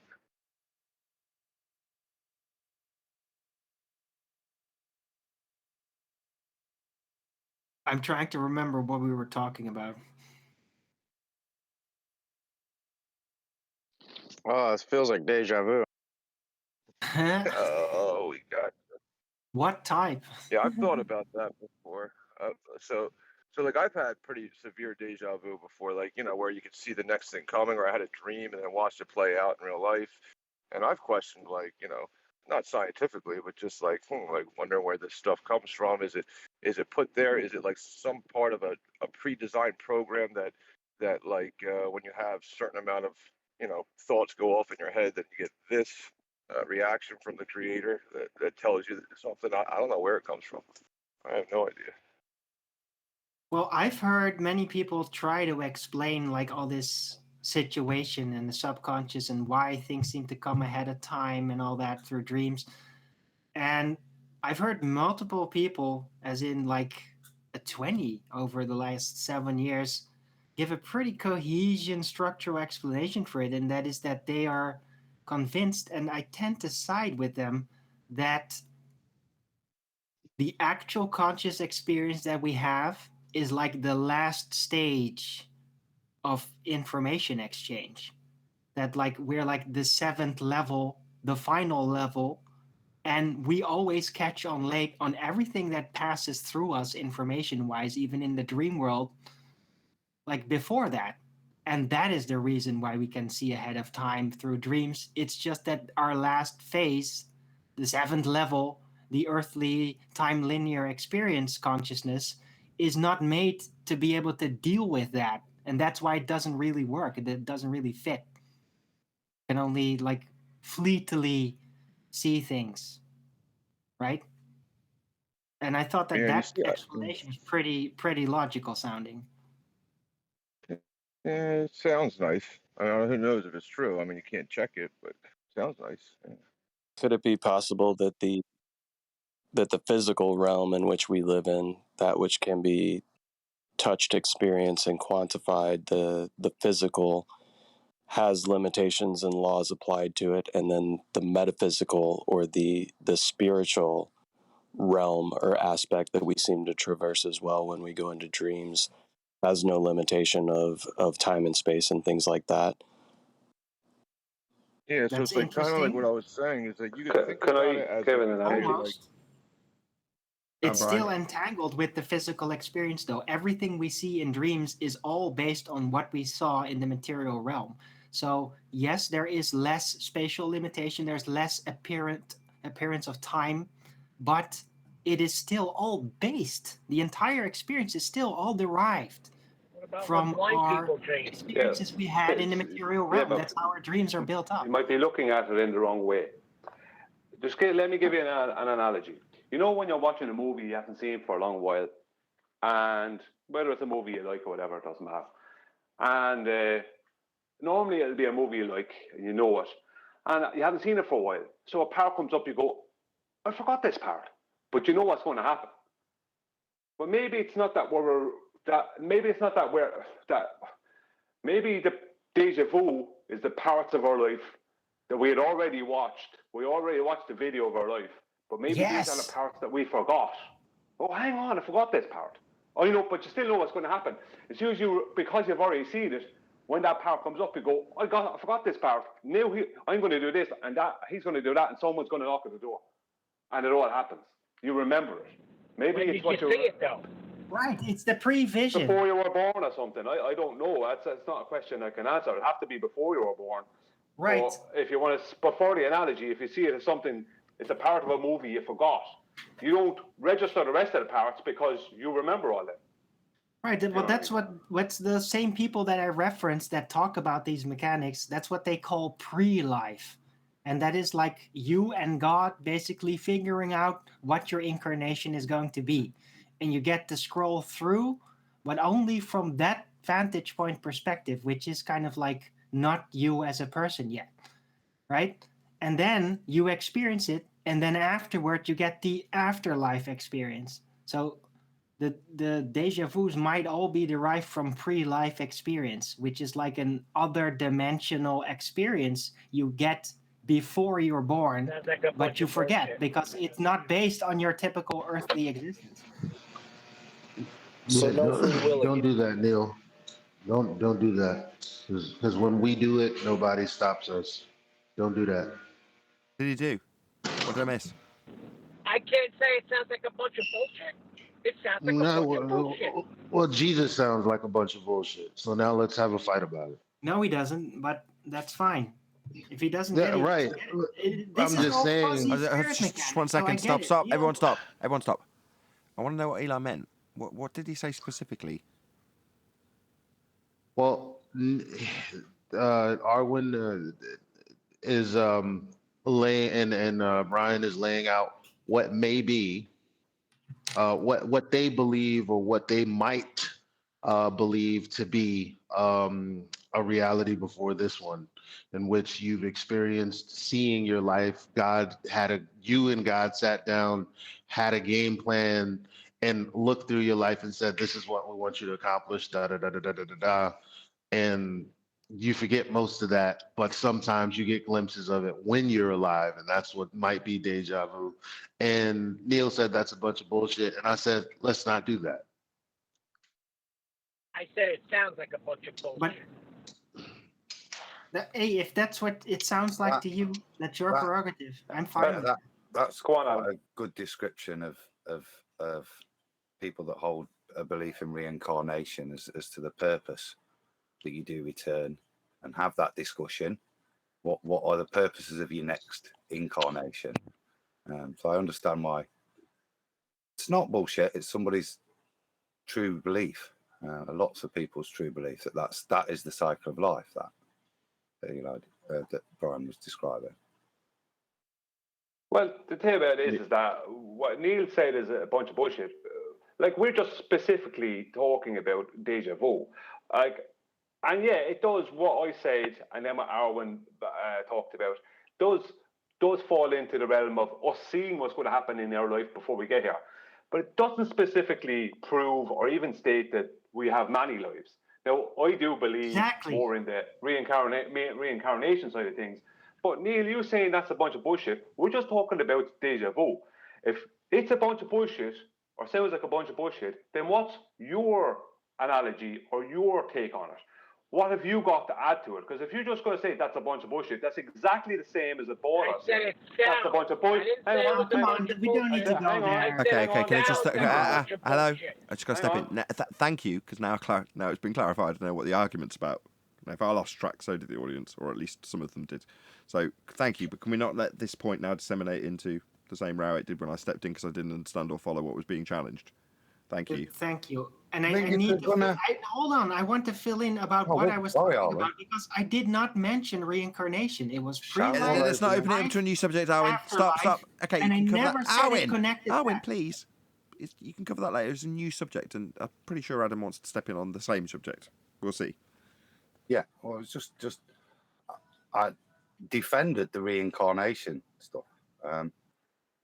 That's a well-established theological, so I wouldn't challenge that whether I agreed or disagree with it. But I think this interpretation of the metaphysics of the causation of deja vu is, I wouldn't want to use the word bullshit, but I think it's completely just without foundation. It's just a fanciful interpretation with science fiction by the sound of things.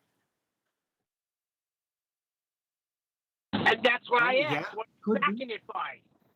But I have no problem with that. But me and Arwen are just speculating. None of us know. So if Neil, if you're going to say that sounds like a bunch of bullshit, then that means that you might have something better to add to the conversation. Because if you don't have any better speculation, then it really doesn't matter how you view it. The point is that that's the same thing as a baller saying that sounds like a bunch of bullshit, just because we're pointing out something in physics, and that sounds like a bunch of bullshit because they're seeing us just as flat earthers, not pointing out something that is maybe a concept or something like that, and it has to be seen for what it is. You're coming at it as, I'm a Christian, I know Arwen and Brian believe certain things, so this has to be a bunch of bullshit. That's how I heard that. There was if you have something from the Bible or something to help them matter, grand. Wrong, because I asked what are you backing it by? You heard it wrong. That's how I heard it. That's how I heard it.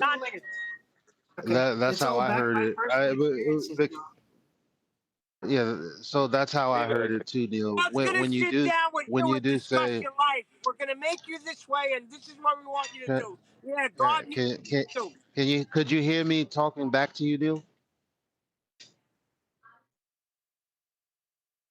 I was just saying that I agree.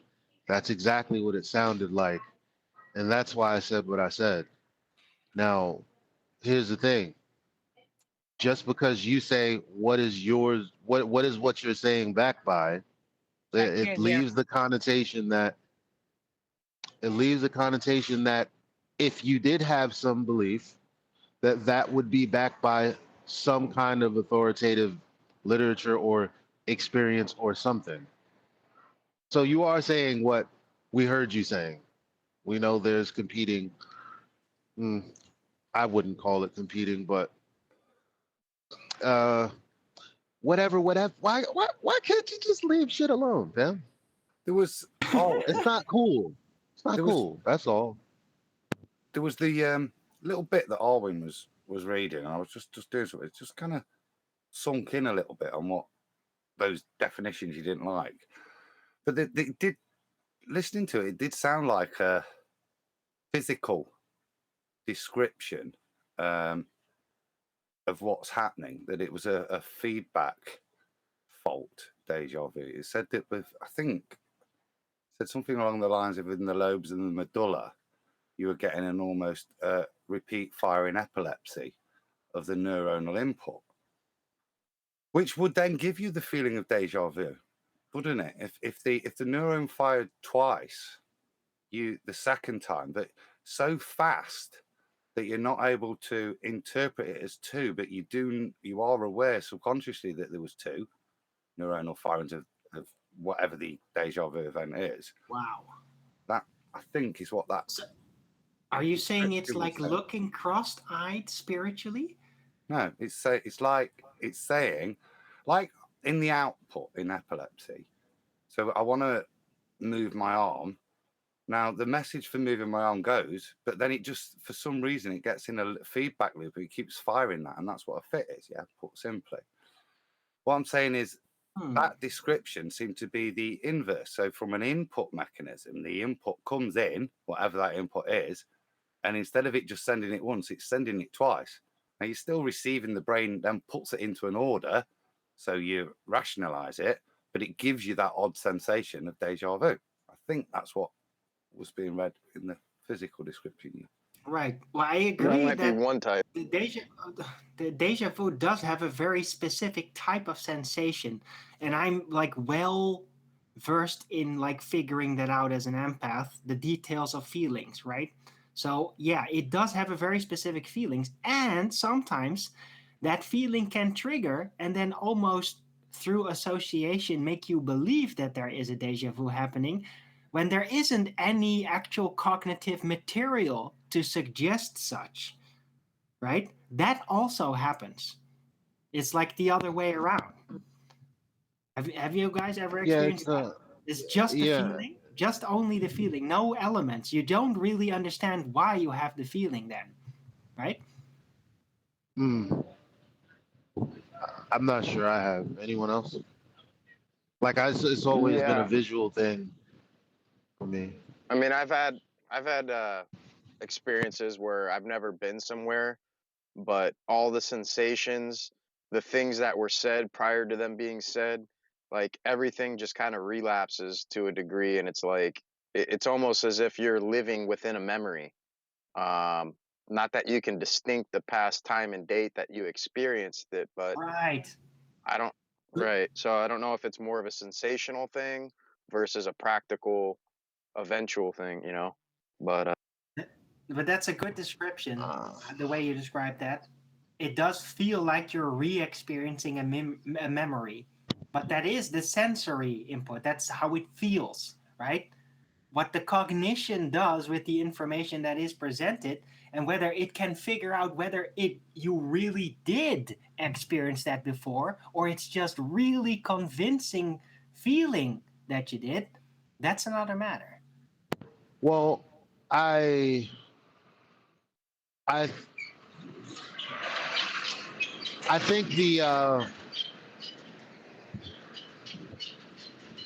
I don't know. I feel like maybe it's too much of an atomistic approach when trying to figure out exactly what's going on through like physics, quote unquote. I mean, there may be some kind of something that you can see or read with some kind of brain scan technology or something. But the only reason that I'm like apprehensive to just say, okay, it's as simple as that. It's like not anything that actually happened before that I'm experiencing. Maybe it's just some kind of signal mishap. The reason that I don't believe that is because I had what I call my first vision. And what happened was in this dream that didn't really feel like a dream, especially when I woke up, because I kind of woke up like with my eyes open. And it's, I don't know if you guys ever experienced like when they say a witch is riding your back, like you're sleeping, but you kind of not, like, because you know when you actually snap out of it and wake up that you were trying to open your eyes, like, so there, in this sense, in the vision, my eyes were open when I woke up. And the crazy thing about it was this morning that I had this dream or vision or whatever. In the dream, my bike got stolen, and then a guy pulled a gun on me. What? Yeah, bro. Those two things happened.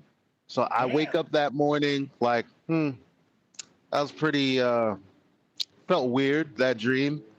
Then that morning, I walk into the Dwayne Reed before my shift with my bike, and 2 seconds, I turn and my bike is gone. Someone had stolen it.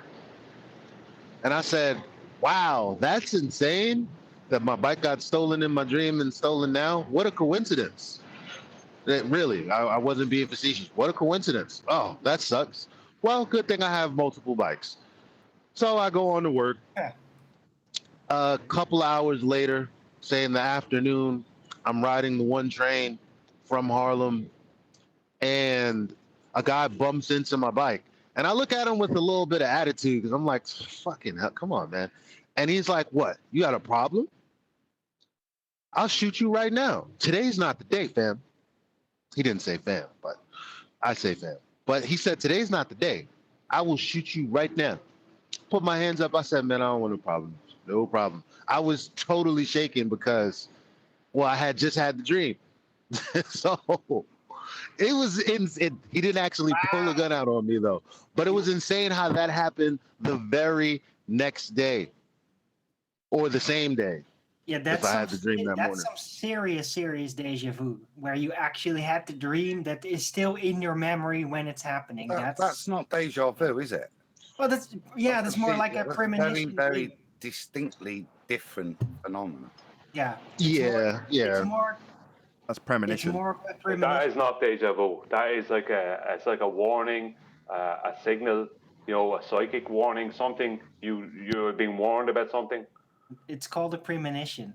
With regards to deja vu, I want to use a phrase. I think you're all guilty of a metaphysical assumption bias. Eli, do you feel that that's premonition? Fair. Eli, do you feel that premonition and the fact that you didn't have the gun pulled, maybe the bike scenario, right, made you reflect, and then when you got into the scenario where a gun might be pulled, your actions may have been influenced by the premonition that avoided the gun being pulled on you? I believe so, because honestly, and the guy was a smaller frame than me, I would have given him lip. I would have given him attitude had that dream not occurred. Even if he would have said, I'll shoot you, I'd have probably went crazy on him. But because I thought, man, this dude probably really has a gun, and maybe there's a reason that I had that dream, which I was thinking after I had the bike thing happen. I was like, man, I wonder if that means anything. So it was more of a reflex at that point. When that happened, I said, oh, no, not this. I'm good. But had that not happened, the bike thing, I might have went, into it bullheaded, and then there might have been a different outcome. So that's possible.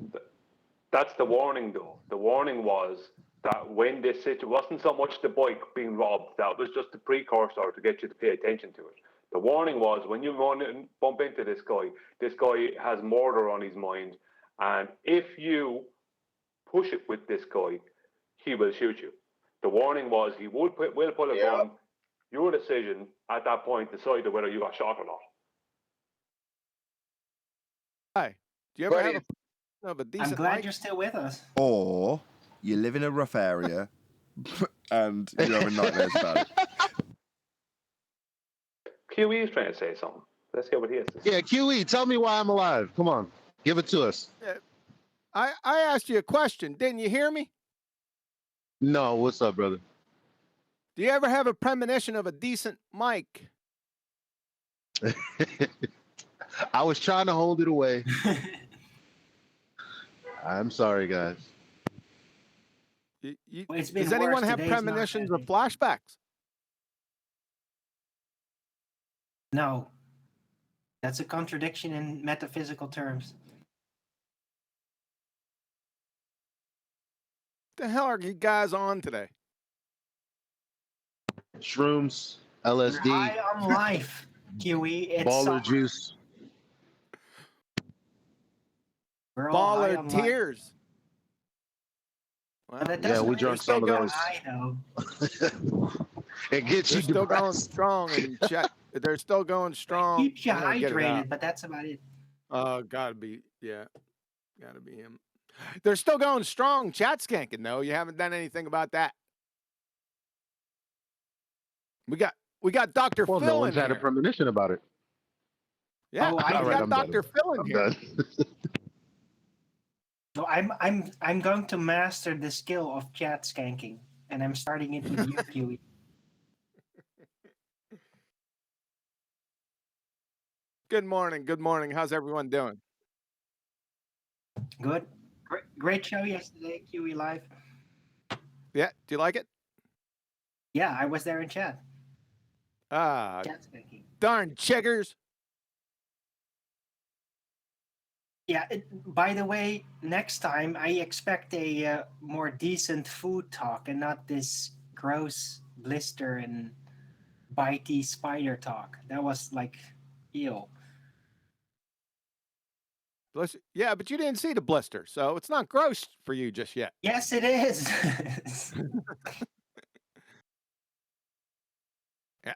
Yeah.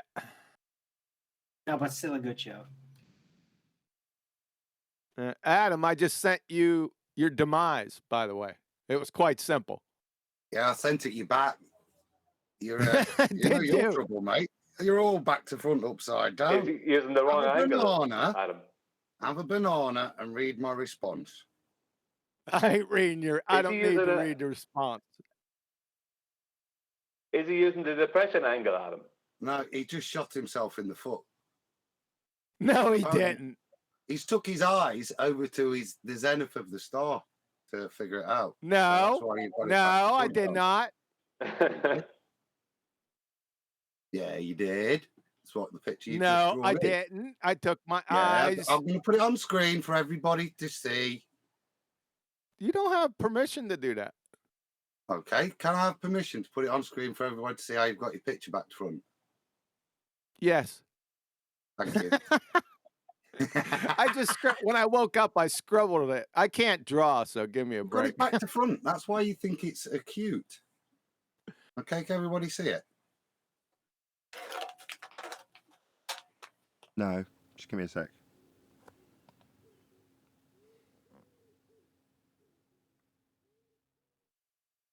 Who's presenting that? Adam, obviously. Me. What's that?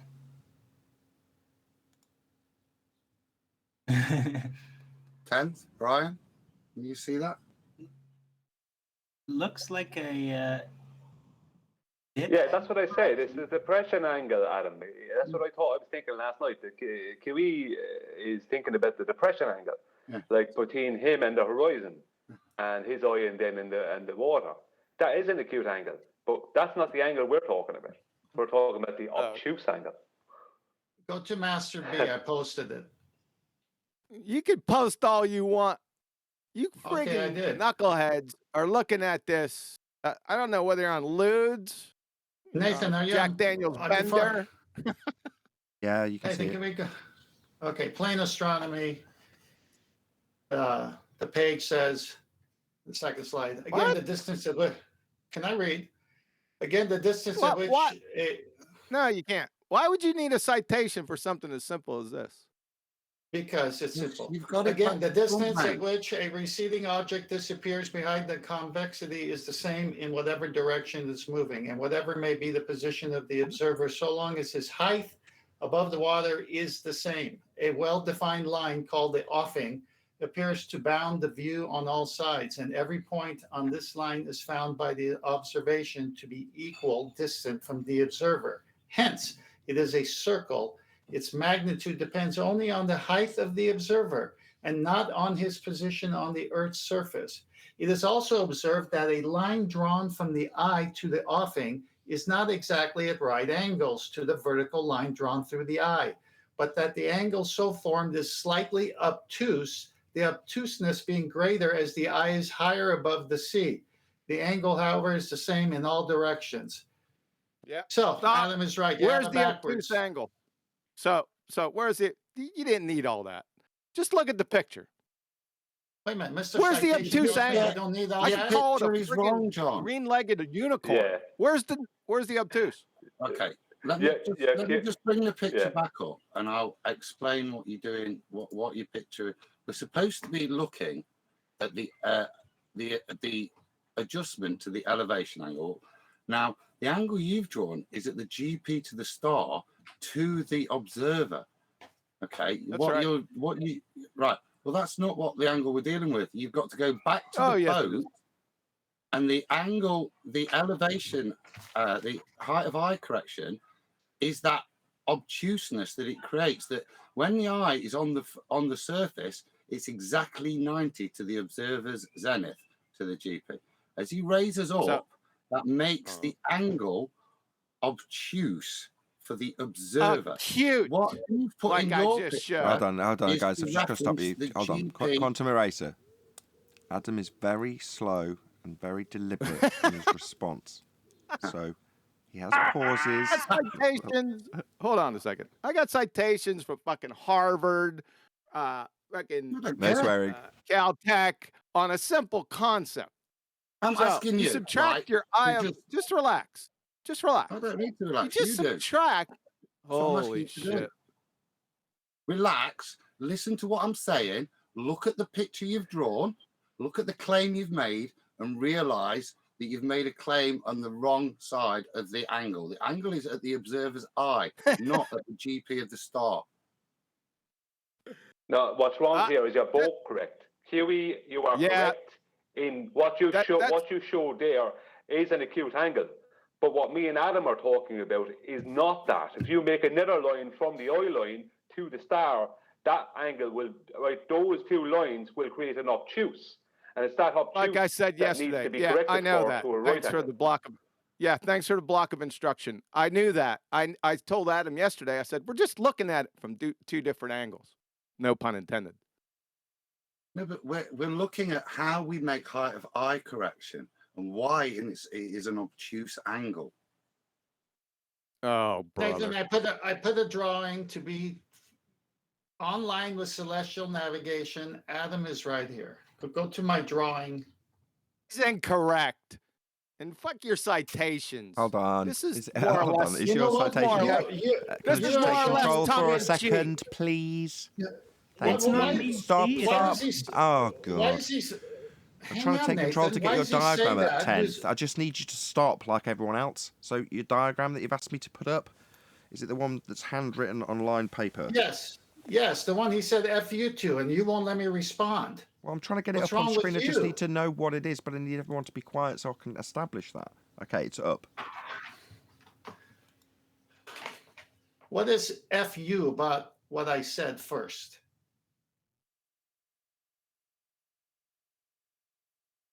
Nothing. All right.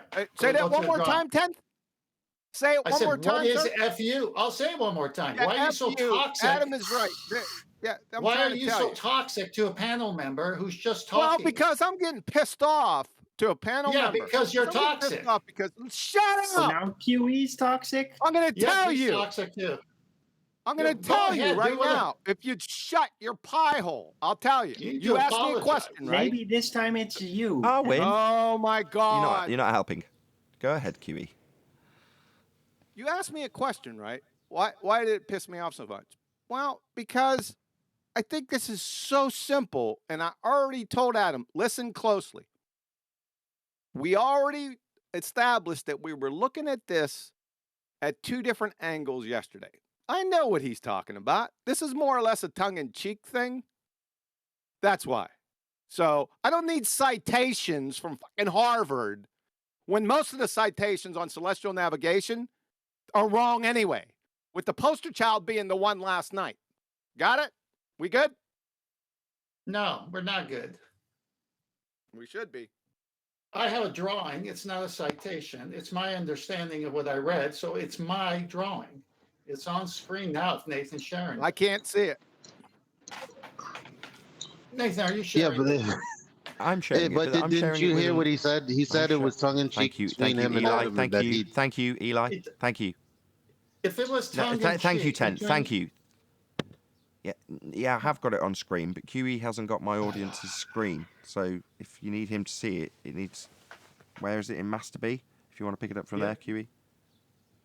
Hold on. I'll get back to this one. Let me go through the drawing first. I'll get back to Eli's comment. Okay, so on the top, on the top left, you have the zenith of a star, and it's an acute angle to the observer's eye line on the boat. The baseline is still the ocean. That's what you're talking about. On the right, you have the zenith of the star and the observer looking through the sextant at an obtuse angle because it's greater than 90. Then you have three things below. One is the star is always in the same position, that vertical line on the left. Bubble section gives you a level. So you got horizontal and you got a 90. So no dip correction necessary. Sea horizon on the water. If you had the section in your rubber ducky, no dip correction because you got a 90. If you're on a boat with a greater angle than 90, it's an obtuse. And the correction is I'm sorry, minus that's to get it incorrect. back to 90. Yeah, that's incorrect. Well, I gave a citation. Where's yours? Hold on. Here we go back to the citation. Sorry. Not this one, the one before. Oh, from Harvard. My bad. Sorry. My gosh. Okay. No, I just made Harvard up. So we're back to the citation. That's great. That's lovely. Yeah. But of course, we already knew this from the beginning. That's why you and Adam were going back and forth, wasting our time because you knew it. Yeah. That's correct. Yeah. A later apology for being stubborn doesn't work, Huey. Yeah. Thanks. You going to divine anything else, 10th? I don't have to divine. Just listen to the recording. Listen to the recording. You're telling me to listen to the recording? Let's not get acute with each other. Yeah, we already all knew this. The feeling in the room is, I think, a lot more obtuse than acute. Look, I think it's shown we were talking at cross purposes. Yeah.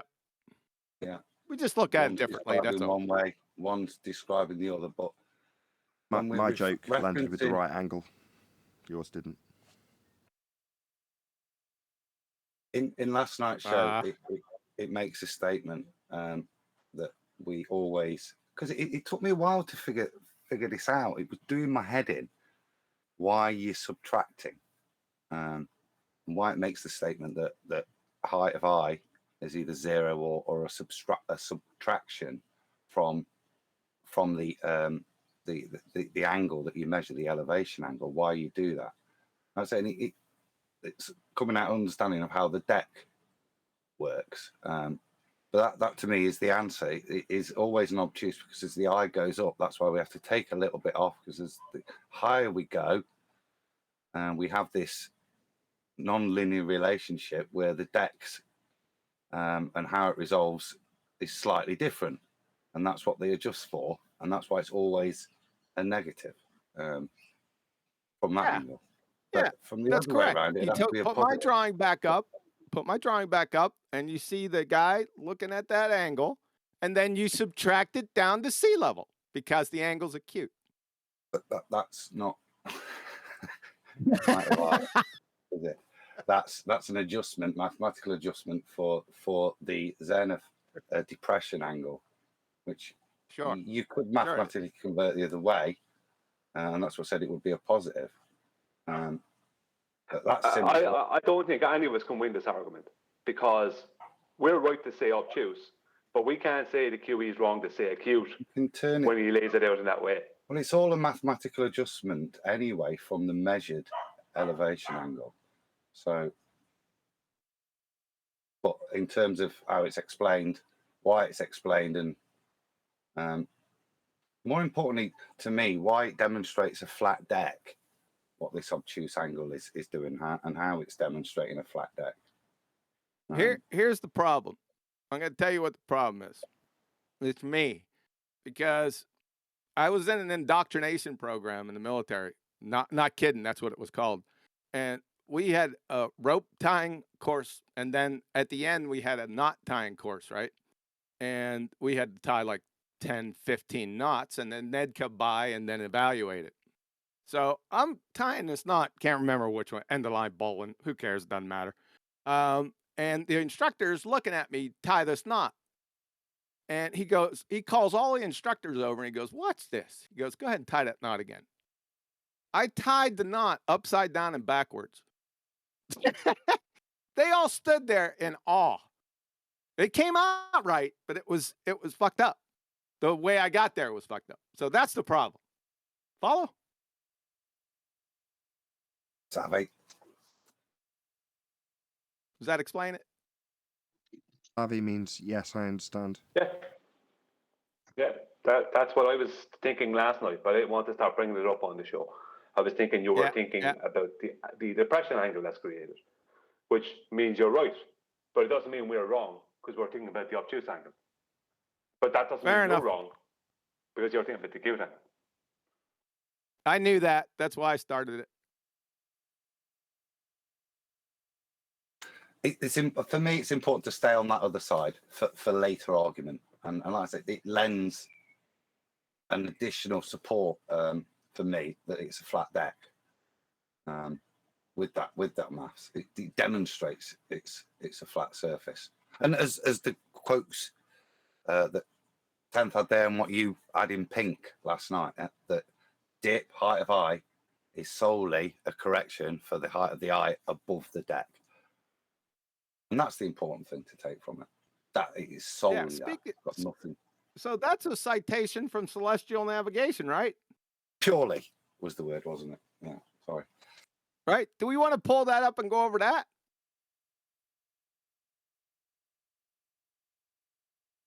Yes, maybe. But that's the important bit. That's the bit that killed them.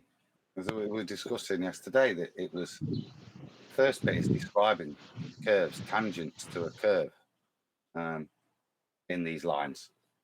Yeah, and then it goes on to just deny it and state exactly what it's for. It's just a function. Go ahead and pull that up, Nathan. Let's go over celestial navigation citations and see how correct they are. Which one? Pull that up. Let's go over this. Which one? I just posted in Master B.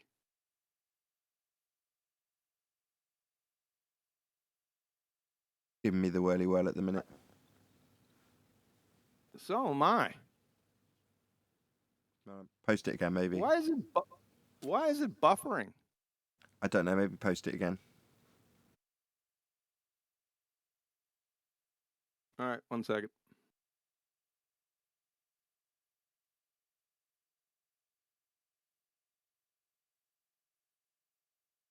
Okay, I got it. You got it now? Yes. Beautiful. Did you draw on this? I did. Go ahead.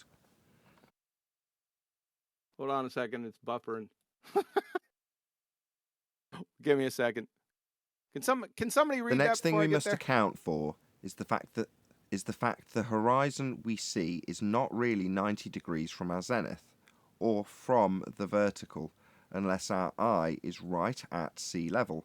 At sea level, the horizon is tangent to the sea surface and at right angles to the vertical. But our height of eye gets higher, the visible horizon dips lower and lower. The higher our eye, the bigger the amount of this dip angle. Figure 13.3 illustrates the situation. Dip is purely a function of our height of eye. So if that height is known, dip can be calculated. A table on the inside front cover of the Nautical Almanac provides the amount of dip to be continued. ... Yeah. So, like we did on the show yesterday, did you? Let's go from the blue hash mark that I put at sea level. The horizon is tangent to the sea surface. You better get a strong drink for that one. Can you explain that one?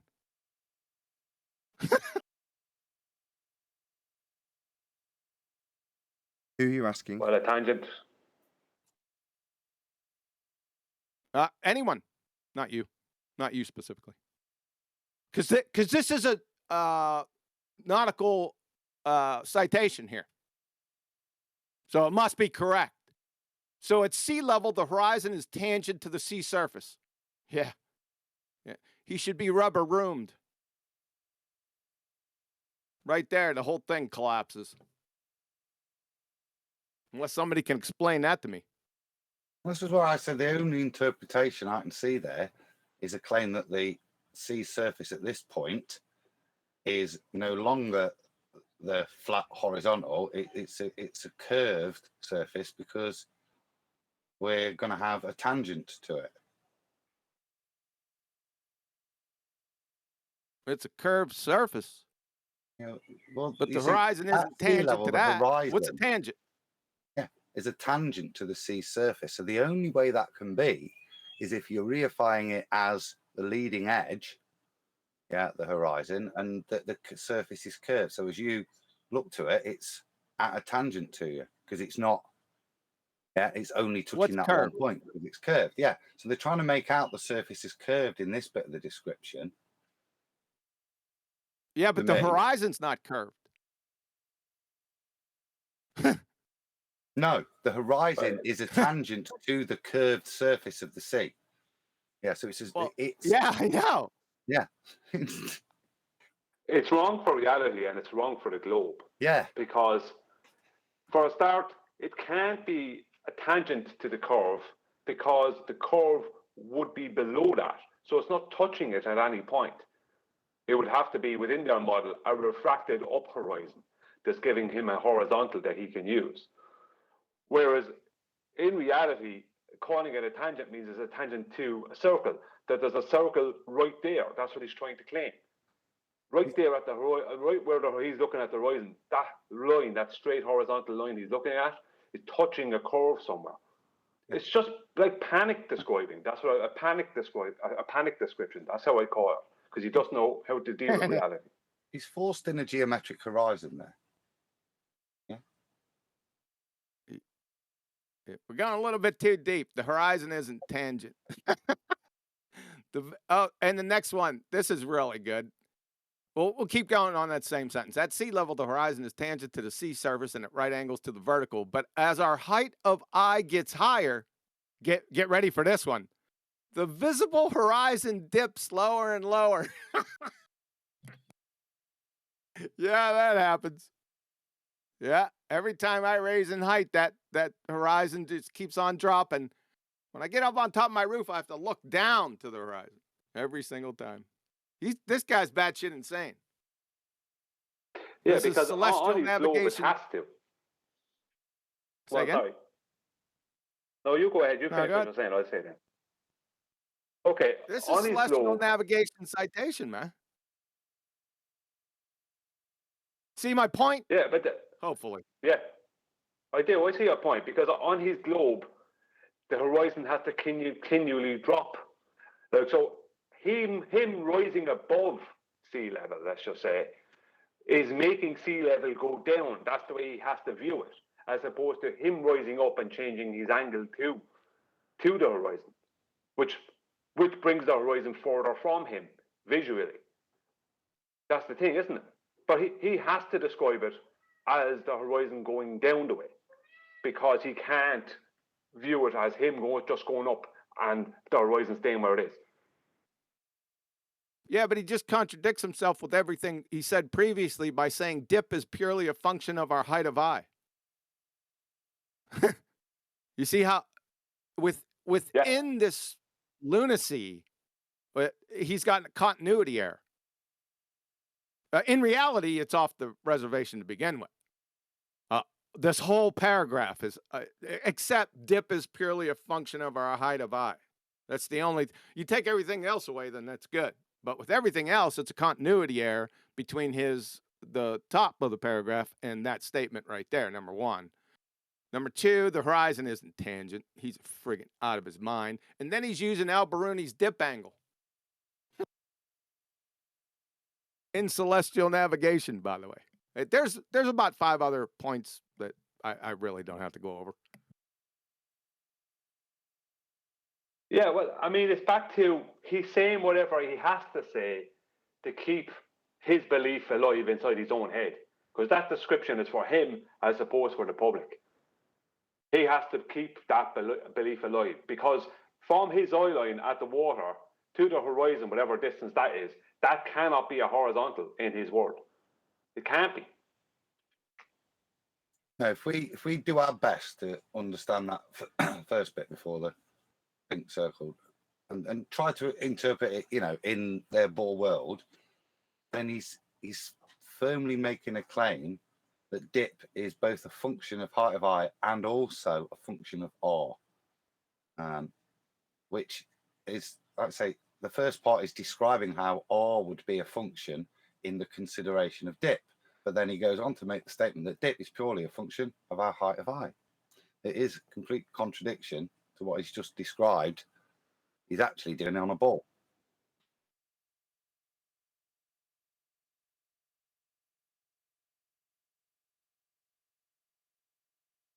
Can you read Yeah, he's the first equivocating. 3 sentences again? I think we all kind of missed something there. Wait a second. I'll go ahead and I didn't post it in Discord. You in Discord? Yeah. 1 second.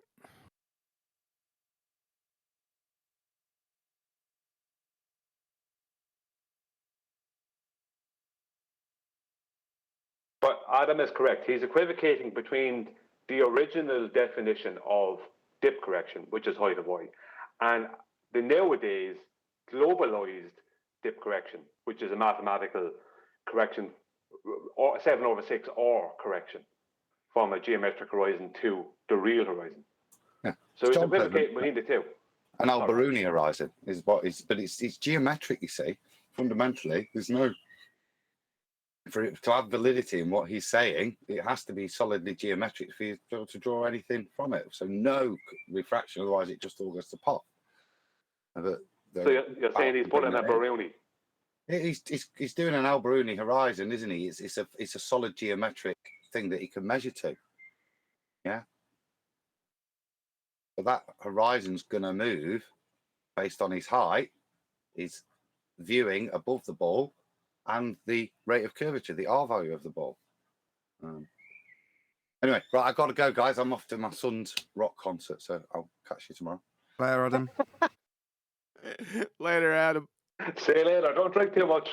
Yeah, I got another family event in QE. I'll see you later. Yeah, that cracked me up. I was going to say something, but yeah, go ahead. That's cool. See you guys. Yeah, see you. Do you want to hear another bit of globe craziness? I think I'm all full. I don't know. This might tip you over the edge. You know the way I've been stating with fact that angular size and angular measurements and perspective does not exist on a globe. All globe mathematics are all orthographic mathematics, and there is no perspective involved. And that is why on their model, their mathematical model, that Polaris appears to rise and fall in the sky due to somebody going down over Earth curve or back up over Earth curve, right? That's their official claim. A guy called Harry Callahan, who you have dealt with before, QE, I don't know if you remember him. He's fairly astute when it comes to writing comments and stuff like that. He stated that perspective is involved, but it's only negligible for why Polaris appears to rise and fall. So was that Dirty Harry writing comments? Harry Callahan, yeah, Harry Callahan. I don't think it's Dirty Harry. It's not Clint Eastwood, but it's Harry Callahan. His name. That's his name. That's his name. Yeah. So perspective is only negligible. So I'm waiting for him to tell me how things are measured orthographically in reality, and I need to know if the angular position or angular size of something is the actual position and actual size. So I'm waiting on that from him. So perspective is supposedly part of their maths, but it's negligible. But they'll still be able to show it if it's in their maths.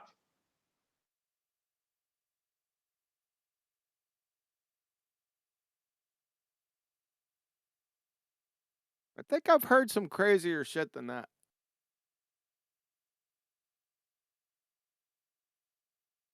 But it's a good point. I don't know. Because now they have to show perspective within their maths. Well, they haven't been able to do that. That's the whole point. Yes. Yeah. From the beginning, when we orthographic measurements in reality. Sorry. Yeah, no, in fact, that was somebody just put pictures in chat saying the same thing. I think it was Phil. He used the windmills out on the lake. He goes, "This is a globe Earth proof," or something to that effect. Just a few minutes ago. Wow, 2016 wants their arguments back. Yep.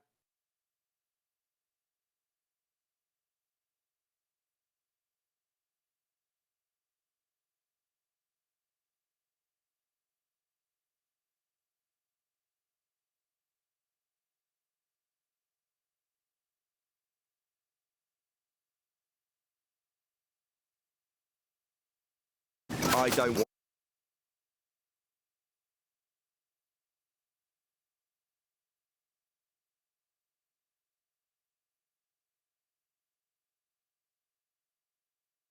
Well, that killed the conversation.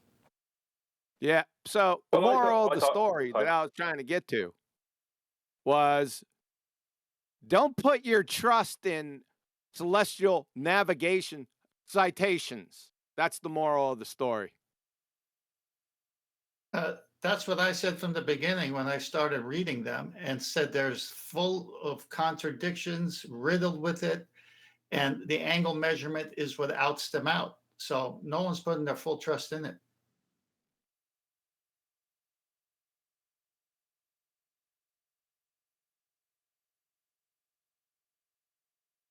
I actually really liked that presentation you did, and you should do it again. You should do it once a week, where you show all their different citations, where they're speaking about the same things but labeling them all different.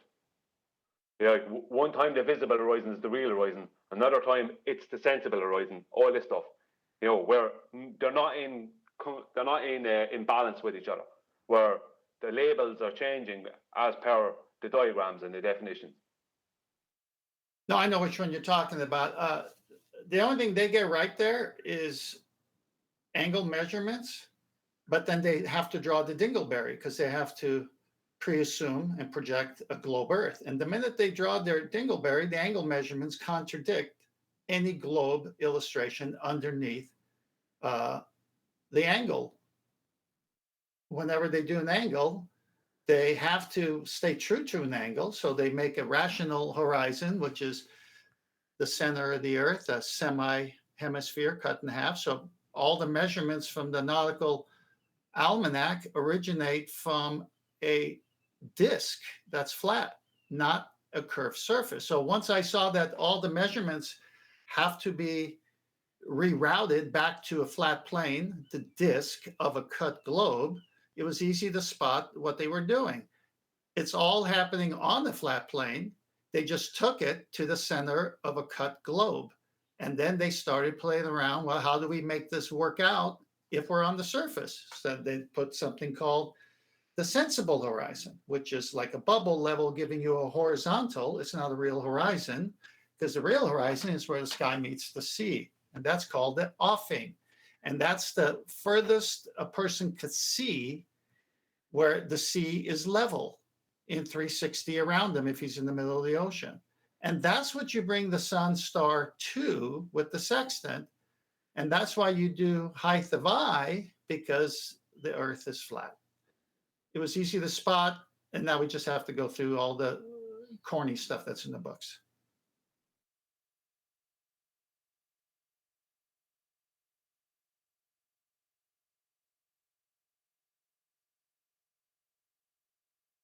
Okay, then.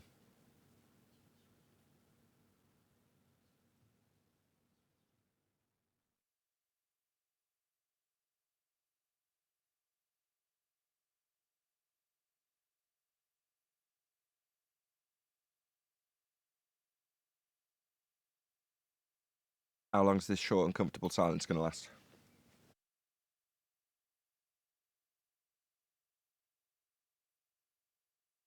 How long is this long and comfortable silence going to last? It starts up someone.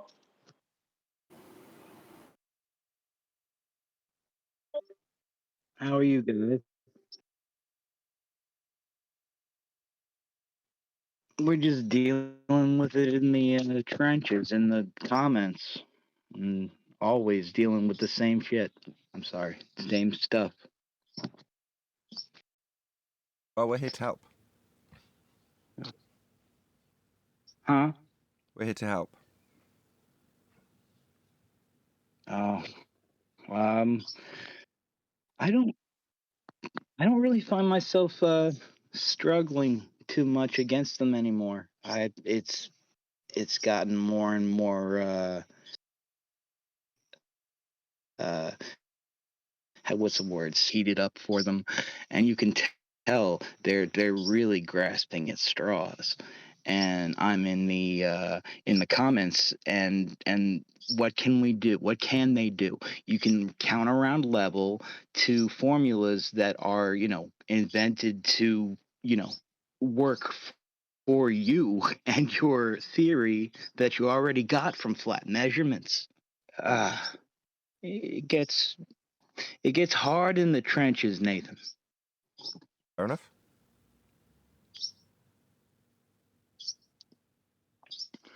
But I wouldn't have it any other way. I love it. I really do. Speaking truth to lies is what we do, and that's what I really appreciate from the whole community. All the chatters and all the panelists and all the channels. Flat Earth is awesome because it's true, and you don't ignore what's true. Apparently you can, but I don't like it, so I keep coming back. Very good. What a lot of people don't realise is, like, because we've heard people say to us many times now in the past year and a half, I'd say, about Discord, about how it's the trenches and all the rest of it. And it's tough going in Discord, and all the ballers go in there and they all equivocate and they won't concede and blah, blah, blah. But Nathan's show was the original trenches. All the people that came up with all the tactics that are behind the people that are in Discord now, all those people started on Nathan's. All the ballers, Ruhif, all of them, they all started on Nathan's. Nathan's was the trenches. And they had to move it from Nathan's because they started losing there. So they moved it to other places like Ranties and other places. And now they're all in Discord. Nathan, I'll put 2 slides in Master B if you want to continue on the subject. Fair enough. Okay. So you can see here the rational horizon, which is parallel or continues to the celestial horizon, which is to the celestial sphere. So here it extends beyond the Earth's surface and goes outwards towards the inner surface of the celestial sphere. So it's called the celestial horizon, from the edges of a presupposed sphere to the celestial sphere, and from the presupposed edge of a sphere to the other end of the sphere, the diameter, that would be known as the rational horizon. That disk in the middle basically has several names. Then on top, with a bubble section, if you're on an airplane or somewhere where you can hold a bubble, right, you create a horizontal that matches that. And that's called the sensible horizon. It's a horizontal. It's not an actual horizon, but it's level. It gives you a reference point to get your angle from. And we've seen this with the bubble section or even the artificial horizon with the Pan of Mercury. Now, the surface of the globe is never used for navigation because the globe is a lie. That dingleberry is never used. All the almanac numbers, tables, coordinate from the origin, which is the center of the Earth. Now, even in their presupposed model, what is the center of the Earth? It's not curved. It's a great circle, horizontal great circle, a disk. So their angles are never emanating from a curved surface because angles cannot come from a curved surface.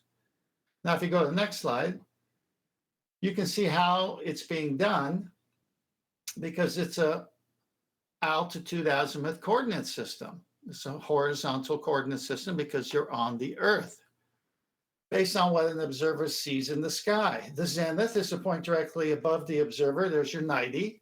The nadir is a point directly below the observer. So minus 90, they say, but that's just below the observer on a flat plane. For the globe, that's the other part of the globe you don't see in this picture, the South Pole. Horizon, 0. They gave it away right there. This is why it's riddled with contradiction. Altitude, angle above 0 horizon to the object, star, sun, etc., range from 0 to 90. How much more clear do you want it?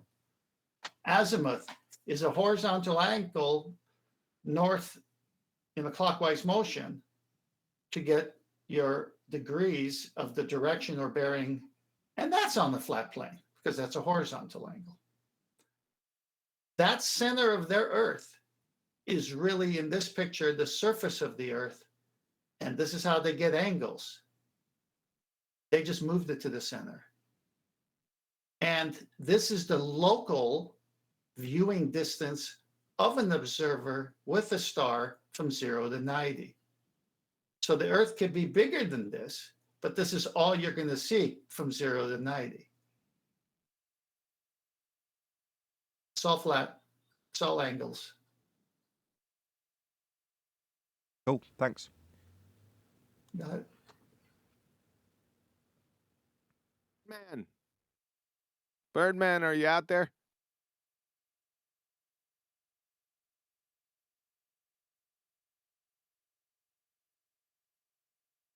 Cuckoo.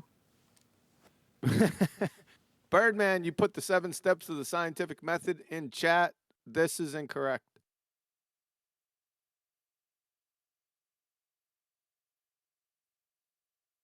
Shout out to Face Reality, who says, Face Reality, Face Inevitability. Thanks, Nathan, QE, 10th Man, and FED panel. You guys are awesome. Thanks for the super chat, Face Reality. Birdman, you came off mute, but you're not saying anything. I gotta go snatch up breakfast. Hold on a second. Hey, Nathan, I'll post what he posted in here. I think he got it from Science Buddies. You know what the first step from Science Buddies is, right? Ask a question. Yeah, I'll put it in Master B in case Birdman comes back. I'm not going to dog him out. I just wanted to make sure that he understands this is incorrect. I want to make sure that I'll be back in a few. I'll be following that method. Am I going to have chicken tonight? That's the question. I have an update on my Ruhif debate. Oh, brilliant. Yes, please. July 19th, 8 p.m. Eastern Time on McToon's channel. Is it McToon's channel? Yeah, I have I can't give you a link from McToon's channel. I didn't even know he existed until like a week ago. Well, McToon is incapable of building his own popularity, so he was given a second channel by way of charity from Conspiracy Cats. So somebody more popular and able to build an audience like Cats has gifted a popular channel to him. Well, I suppose that's where it will be. I'm not sure. He just said it'd be on his channel. So,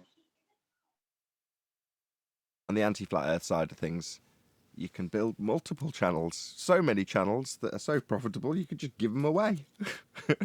That's how more effective it would be to be an anti-flat earther.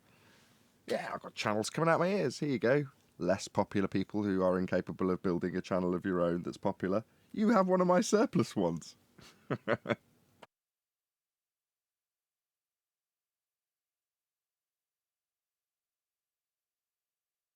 other one was Mr. Sensible.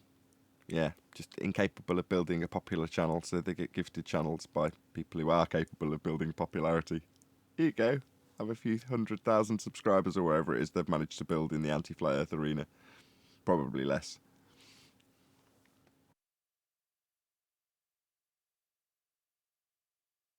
Hey Nathan, I left you a Skype message. Okay. I can only assume you want to discuss this verbally. Nope. Good show. No, is the answer.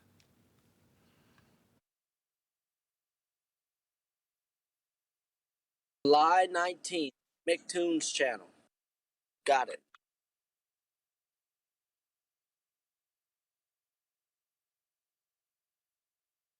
Sorry, yeah, 8 p.m. July 19th, McToon's channel. Formerly. Is that Eastern Standard? Yes, sir. Yes, sir. I'm sorry. Yeah, 8 p.m. Eastern. Sorry, I just got back. What's 8 p.m. Eastern? On the old conspiracy chat that's now been donated to McToon channel. There'll be the debate there. There's a debate on McBooger Eater's channel. When? No. It's, well, yes and no. McBooger Eater wasn't capable of building his own popularity, so someone had to take action and give one of their surplus. You know, they almost built too much popularity. So they gave that surplus channel away to McToon and Mr. Sensible so that they could have a taste of the popularity they were incapable of building in an arena that has the Western world behind it. You know, so they've been given a different channel. But obviously it's been rebadged. You know, it's like buying a Sony and then putting McToon on the front. Yeah? It's a rebadged Sony called a McToon. But it's on, in quotes, McToon's channel. Yeah? So when is it? 8 p.m. when? On the charity channel. 8 p.m. when? Today, tomorrow, next week? 8 years Eastern from July now, when? 19th. Eastern 19 19th. July. 19 July. Do you have the link for the channel? If you are subscribed to Conspiracy Cats, you'll be subscribed to it. I'm not.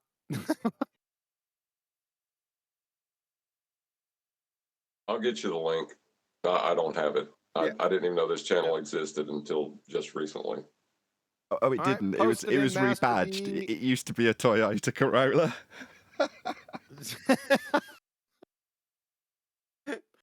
Can you post it in Master B or somewhere popular so we all know where it is? And secondly, did Birdman come off mute? No. Do you say moot all the time, or? Yes, intentionally. Yeah, I did, because it's a tongue-in-cheek reference to Timmy Clown, because he used to confuse moot and mute. So I just, yeah. Okay. Anyway, it's a mute point. Citation. All right. Did I get an I answer had to my previous citation. question? Somebody said citation. I wasn't arguing anything, but I need a citation for the pronunciation. it's all in the spelling. But he just gave you that by referencing Timmy Clown. Moot, like moo cow, and mute with a U.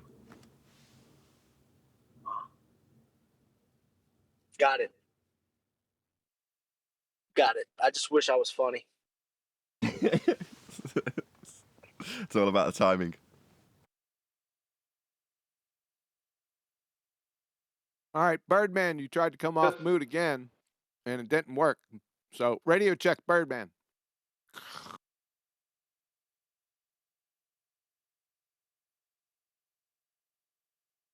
Go. Yeah, we can hear you. Go ahead and drop out and come back in. A flatty, by the way. Say again. He's a flat earther, in case you decide that you're going to grill him on globe earth stuff, just because he's... Yeah, I know he is. I wasn't going to... I just want to correct it. No, I get that. Can I make a joke beforehand? Does that destroy the humour if you you say ask no, that's permission? okay. I'm going to say yes. Yeah. How you know the difference between Yeah, we can moot hear and you, mute? but other people want to make jokes, Birdman. Just relax for a second. We'll get back to you. No. I If don't we can, have to make the joke. Okay, I've given permission now. It's only fair. Okay. The difference between moot and mute is cows and Aussies. So moot, right, cow, and mute, Aussies. My utility vehicle. Mute. Yeah, that's what they call a pickup truck. Yeah, a utility vehicle. Very good. Okay, so I've forgotten the guy's name now. Birdman. Birdman. Yes, sir. I'm here. Can you hear me? Yes. Now I'm Okay. eating Loud and breakfast. clear. I'm eating breakfast right now. All I'm right. hoping Nathan. I'm hoping Nathan can take over here just for a couple seconds. I I think he could can have a handle it. guess. I mean, you've posted a akin to, I don't know if it is, Science Buddy's description of the 7 or 8 steps of the scientific method. Was that because you were tearing a new one from a globe Earth believer who gave you that nonsense for us to laugh at how stupid it was, or? Yes. Oh, of course. Yes. I got it from the actual do it. Google. Like you just Google it, and that's what comes up, the 7 steps, because they were talking about science. And we want to know if they even know what that means according to the definition, right? Okay, and they gave you this, or you went and got them this? I got it. I went and got it. You got this and presented it to them? Yes. Because that's what the definition is if you look it up. But do you believe that is what it is? Do you believe that is actually what science and the scientific method is? Would you stand by that as being correct? I would say that would be the start to form your hypothesis, but after that, you have to prove it, which is science. Science is proving something, like water is level. We can prove this through so many actual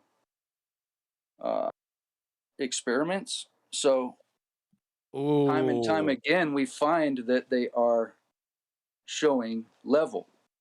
Okay. So couple of things. You're digging deeper. Hold on, Birdman. You're digging deeper and deeper, man. I just relax right now. All right. Just go with the 7 steps.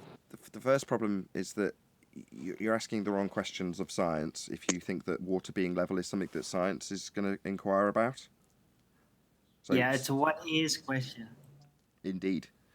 So cause and effect is all that you're going to be finding this methodology useful for. Elucidation of cause and effect only. That's what the scientific method is used for.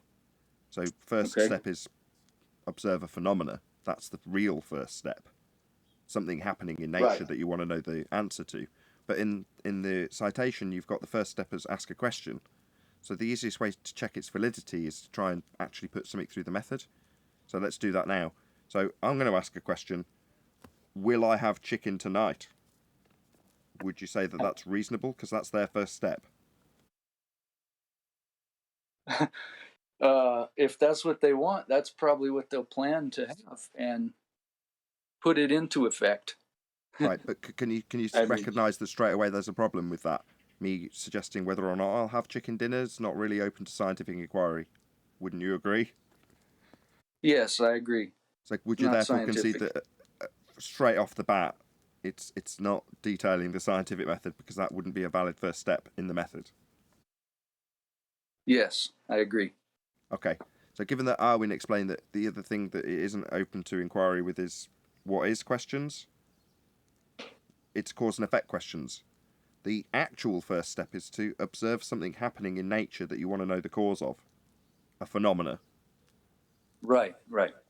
Okay, so once you've got that thing that's happening in nature that you want to know the cause of, that's half of a hypothesis, because that which you are studying, the phenomena you are studying, the thing happening in nature that's occurring that you want to know the cause of, is also known as a dependent variable. Right. Half of the hypothesis is done. All you need then is your presumed cause of the thing you're studying, which is your independent variable, the thing you'll vary to see if it causes that. And once you've got those two things, you've got a hypothesis. If my presumed cause, then the effect I'm studying in nature.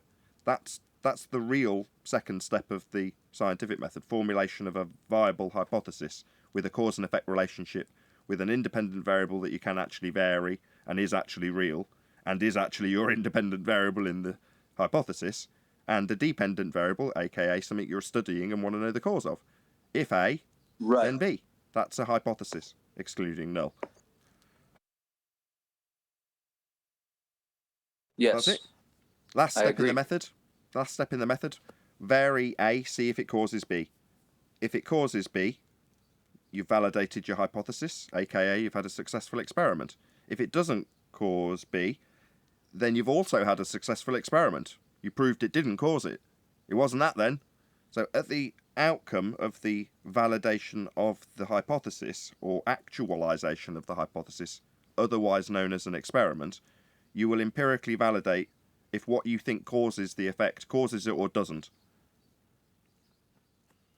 That's the method, the real method. Unlike the science buddies starting with how you're going to ask a question first. No. First step, observe natural phenomena and ask what caused it. Right, so there's not 7 steps. There's really only 3.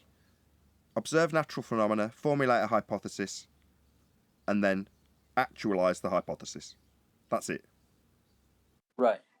Experimentation. So my hypothesis Yeah, is that's what I that said. Hold on, Owen. I said actualize the hypothesis. That's an experiment.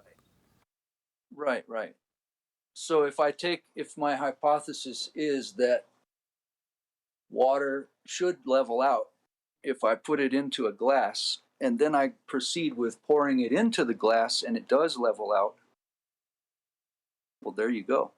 Almost. You're almost there. No, if that's not correct. If you said that you observed water from a waterfall and you were on a ledge and a bit splashed off, and the bits that splashed off that you observed in nature happening to splash off the side of the waterfall landed on this little flat bit and then found their level, I would argue that you could describe that as a naturally occurring phenomena that you could science.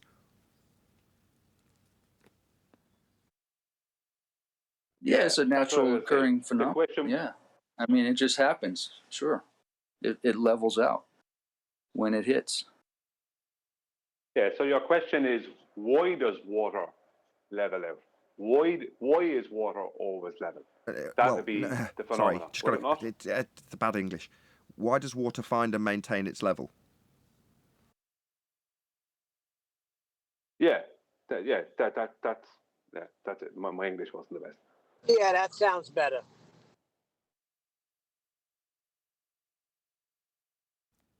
I hope. Can I just add a little bit of clarity? The answer is relative density. Right? Well, there's a couple of different things, but can I just add some clarity? A hypothesis is 2 parts. It's your dependent variable, which is the effect, naturally occurring effect that you observed, and your independent variable, what you think is the natural cause of that effect. That's your hypothesis. The hypothesis test, that is a scientific experiment in natural science. So for you the test then will involve your independent and dependent variable, but you'll also have control variables, and you'll also have a null hypothesis within that test. But the hypothesis itself is just 2 parts. It took me a good while to get that correct.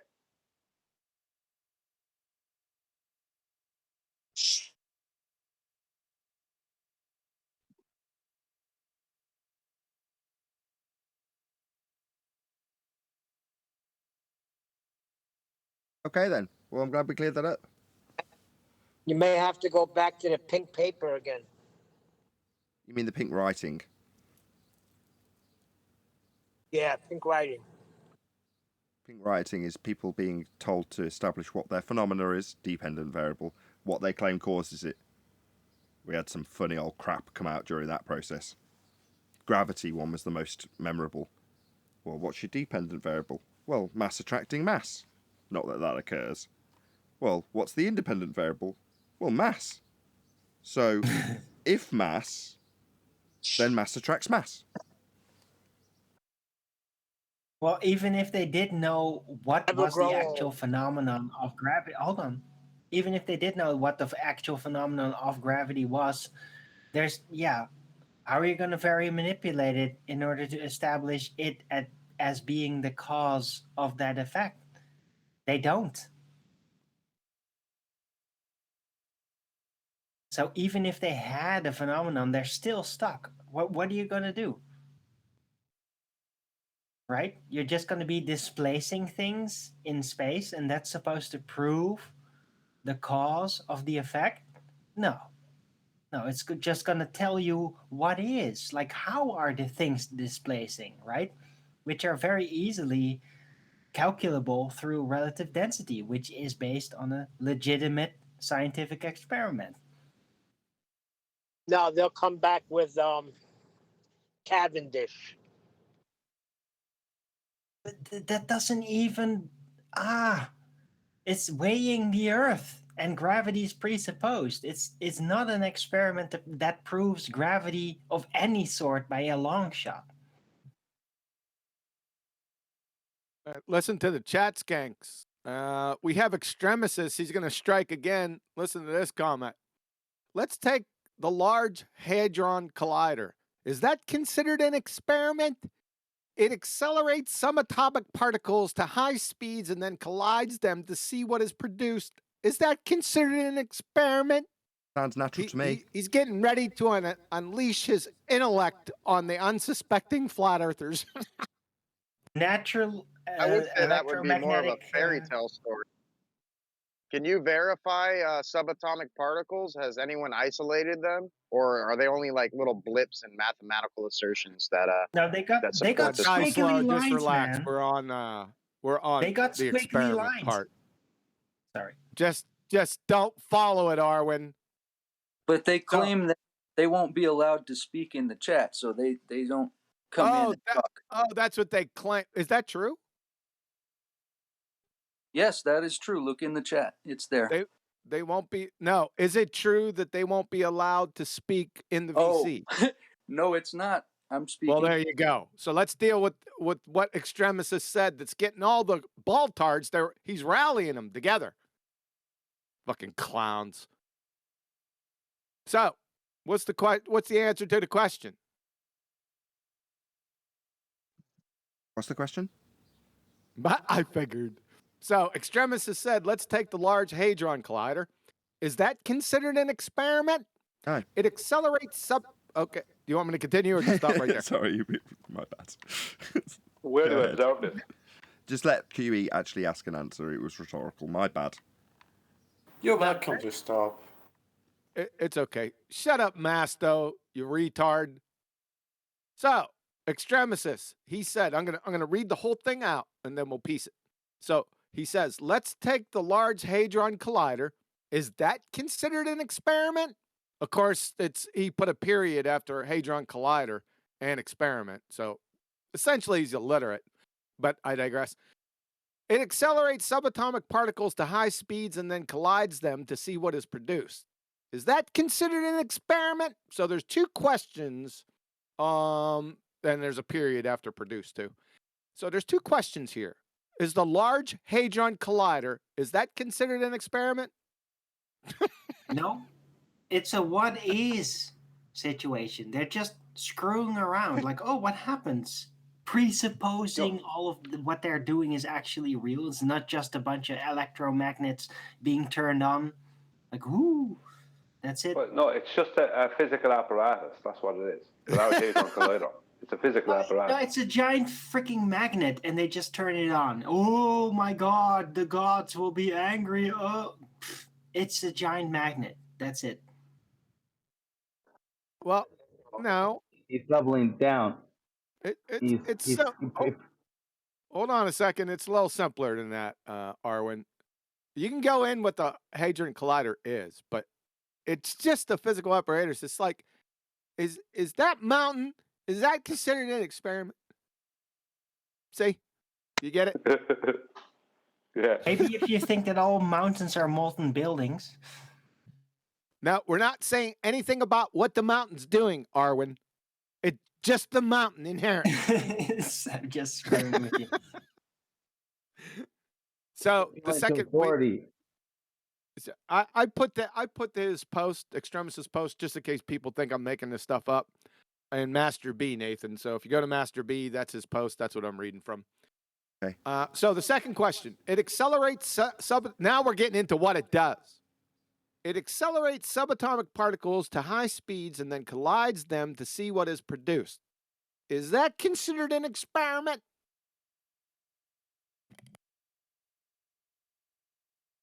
No, because that's not something we observe in nature. We actually couldn't observe it. He's already offered his conclusion. He suggested if a real scientist uses it, then it's an experiment. That's his conclusion. he said. What's a he said, non-real scientist then? you say it's not an experiment. Those that actually build it say it's an experiment. So in his mind, if those people are real scientists, according to him, and they use it, then it's an experiment. That's the definition of an experiment. So if This Adam clown's been out here and Dr. John, this clown's been out here for more than 3 years and asked these questions and makes these statements. I don't know what you call that, but it's a scary place.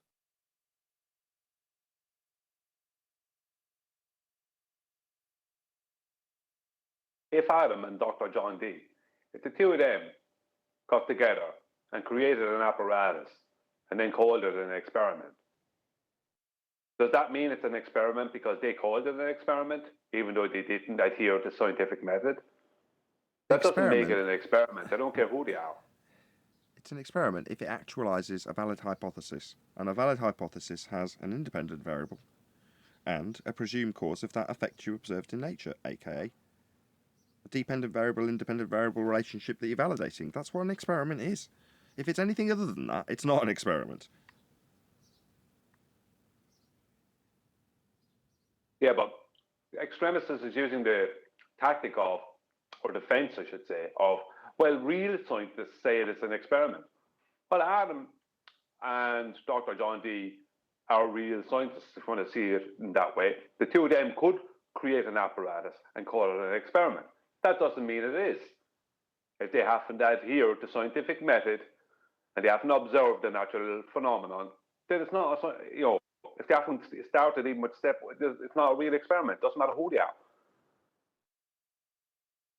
An engineer can build a toilet and call it a building, but doesn't make it a building.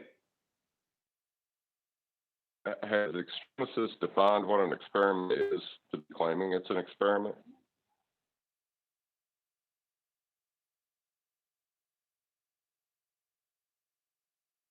No, if it establishes the cause. Did I not just say this about 25 seconds ago? It's only an experiment if it establishes the cause of a naturally occurring effect, or discounts a presumed cause of a naturally occurring effect, aka phenomena and independent variable presumed cause of that effect. And if A, then B, being validated by you varying A to see if it causes B, if it does or doesn't, you've validated your experiment. It's just that simple. Anything outside of that is not an experiment. Right, but does extremists know that? I don't know. It's probably not. Probably not, because of his statement that that was an experiment. Yeah, indeed. He thinks that an apparatus or a gadget or a gizmo or a parlor trick is somehow an experiment because it looks snazzy. I don't know why he thinks that, but it isn't.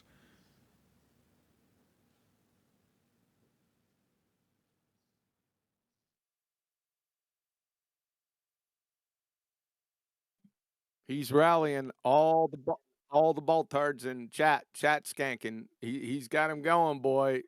They're all looking up to him. Is that right? Oh, nice. But he won't speak live.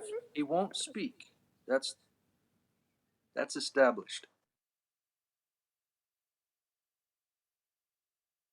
He will when it suits him.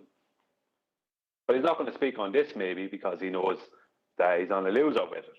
But he can do it in chat and rally some of his friends to support him in this completely incorrect statement.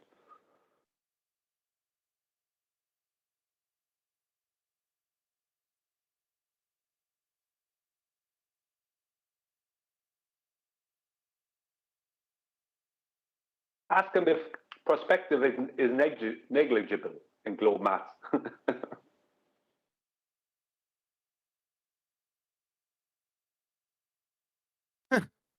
Well, ask him something. I wouldn't trust extremists if I asked him how much air pressure is in his tire or what time it is. I'd be concerned whether he could critically think to give me the right answer.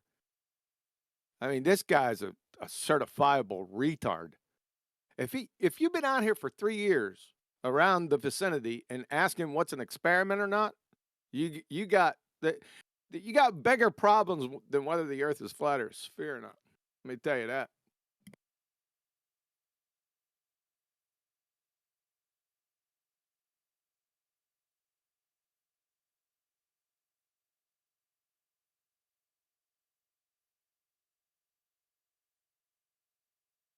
Could I ask a question? Yeah. Going off of what was said to me by this guy, Harry Callahan, this border, he stated that in globe mathematics, perspective is negligible. Now, the sun in their model has a diameter of 800,000 plus miles, right? It has an angular size of 0.5 degrees as an average, somewhere around that. So, would that be considered negligible? Considering Are you saying negligent? Negligible. Negligible. Yeah. So is that negligible? Like, is that just a negligible amount?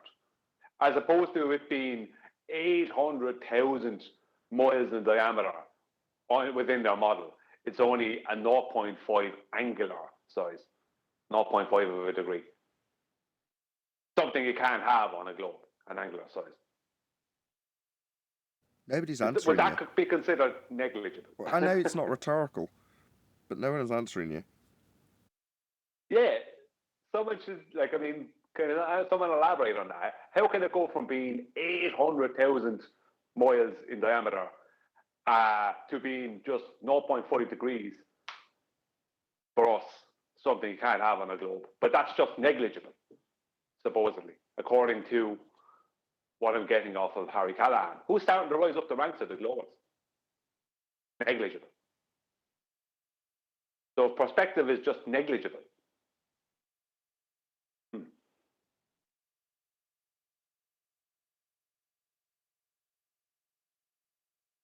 No response, Brian. Nah, just more thinking out loud, Nathan.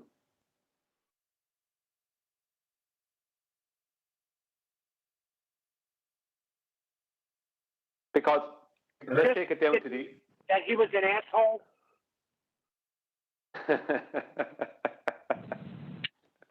Good one, Neil. Didn't he just admit he was an asshole? He admitted to being an asshole in general. I think he admitted to being an asshole in certain circumstances where he wasn't understanding a question asked by a divergent droid about the sky vacuum. He strawmanned in with the container. That's not Harry Callahan, though. Yeah.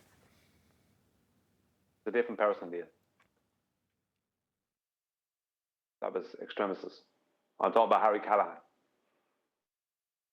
If I see the Empire State Building getting smaller and smaller in the distance as I move away from it, and that building is, like, I don't know how many meters high, would that be considered negligible mathematically? No, be considered an experiment.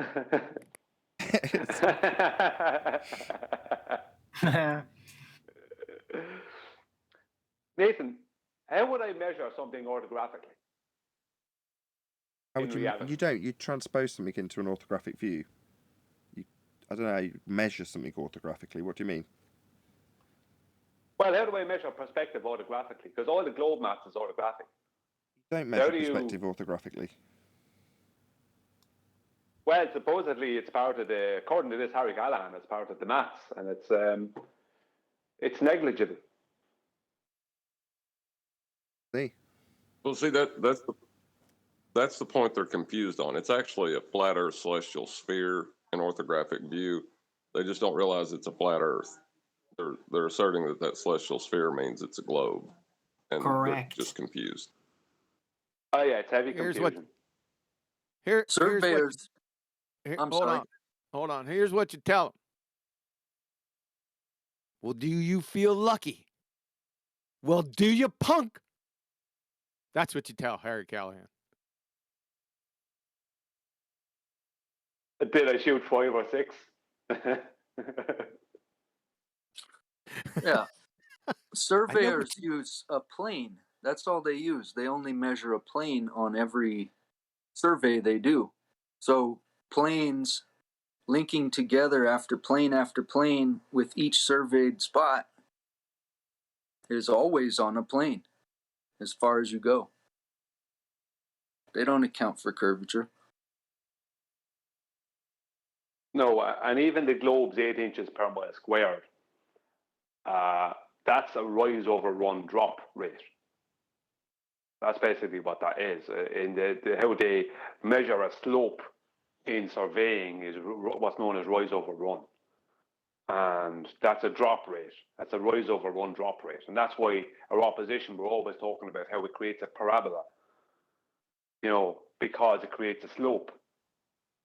But they don't know that's a third back calculation from flat Earth elevation angles anyway. But that's like three times apart from it. But that's what it is. The 8 inches per mile squared drop rate is a drop rate. That's what it is. And if you what they're trying to do is basically take the drop rate of Polaris and somehow using refractive means and other things, trying to come up with a physical drop rate, a rise over run slope to match that. Their whole model is absolute. It's a mathematical disaster, as well as being fantastic mathematically.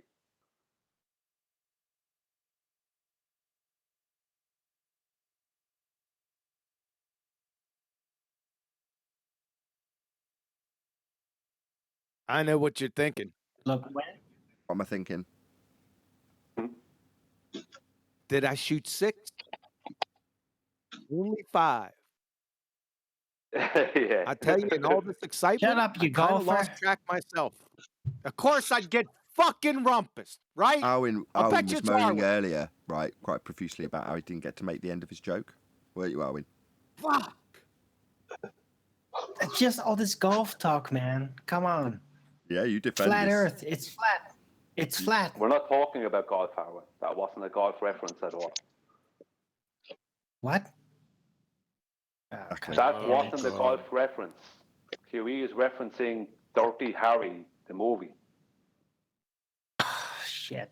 Sorry, John. No worries. It's ruined. Like their reference frames. Sucked all the humour out at this moment, Arwin. Let's not sugarcoat it. You mean Nathan's reference frames? Nathan's reference frames are ruined. That's what they like to think.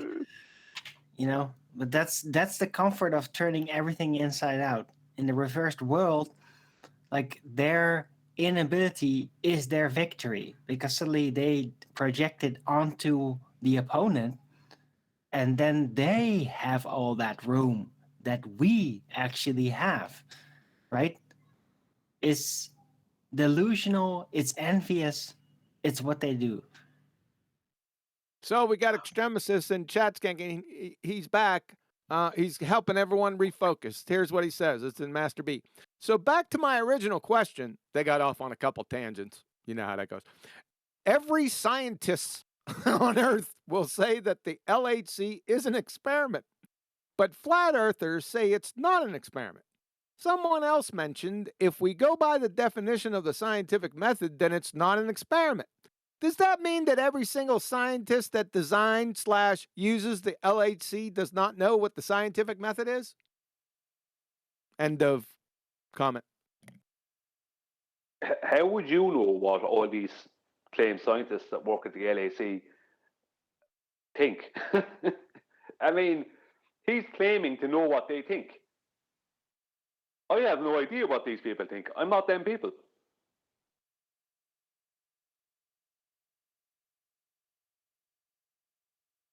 Now, what he's trying to do, this numpty dipshit, is use his Elmer Fudd science acumen to set up a dichotomy between scientists, whatever he means by that, and what flat earthers think. Do you see it? He's trying to put that dichotomy up that flat earthers are batshit insane because scientists, that what he divined, they think about the LHC. Follow? Yeah, that's what it is. It's creating a straw man type situation where we, as flat earthers, must be wrong because our crazy group thinks the opposite from what he seems to know all these supposed scientists think in the LHC. Like, these people are scientists, we're just crazy flat earthers. And he knows what they think, and he's telling us what we think. The possibility that they would just set him down and pat him on the head and say, "You're in a category error, my son. We're not doing experiments here. We're discovering things."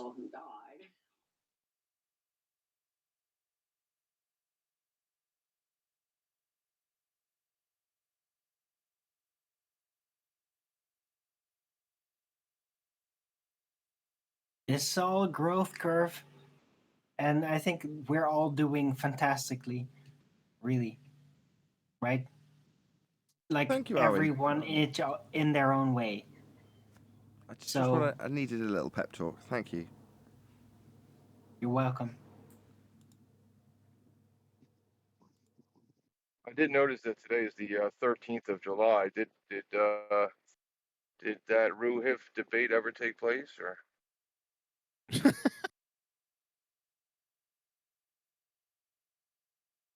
Except for the 18th, or 19th. I'm sorry, 19th of July.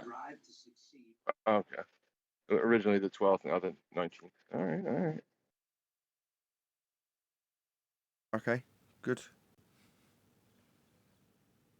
So another week. Sorry. I was just going to say, yet another week to wait. Wasn't it 3 or 4 weeks ago this was first tabled as an idea?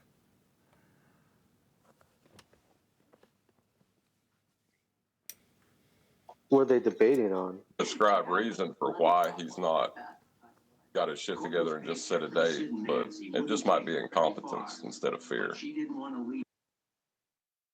The debate's on whether buildings are experiments or not.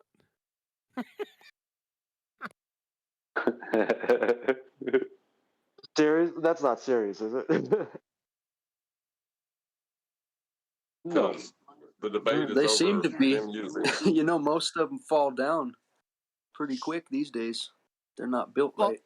Fall down, go boom, boom, go splash, splash. Do the office. What is this debate going to be about at this stage, John? Because Ruhif seems to change it into something that he wants it to be. You know. I understand that, and I'm sympathetic to his plight, but it's not a debate. He's going to be using flat Earth angles in a flat Earth model to assert the globe. He has nowhere to go. I feel bad for him, kind of. Waxy, please can you mute unless you've got something to add? Oh, my bad.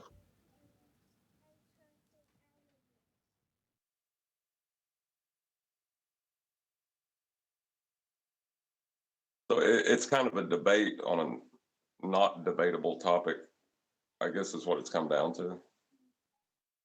He doesn't know that yet, though, does he? You're the only person in that debate that realizes that, I think, at this age. That's the only reason I agree. He'd have just jumped headlong into it, wouldn't he? Do you think that he does know that then, Nathan? Or a bit more aware of it?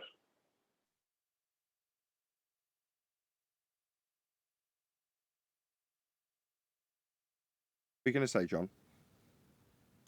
Oh, I don't think he realizes the implications. I think there's like a nagging fear maybe on the backside of his mind that he's been able to push away.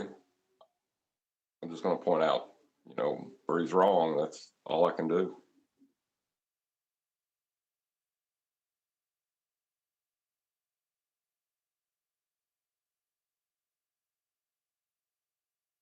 Maybe you're right, Arwin.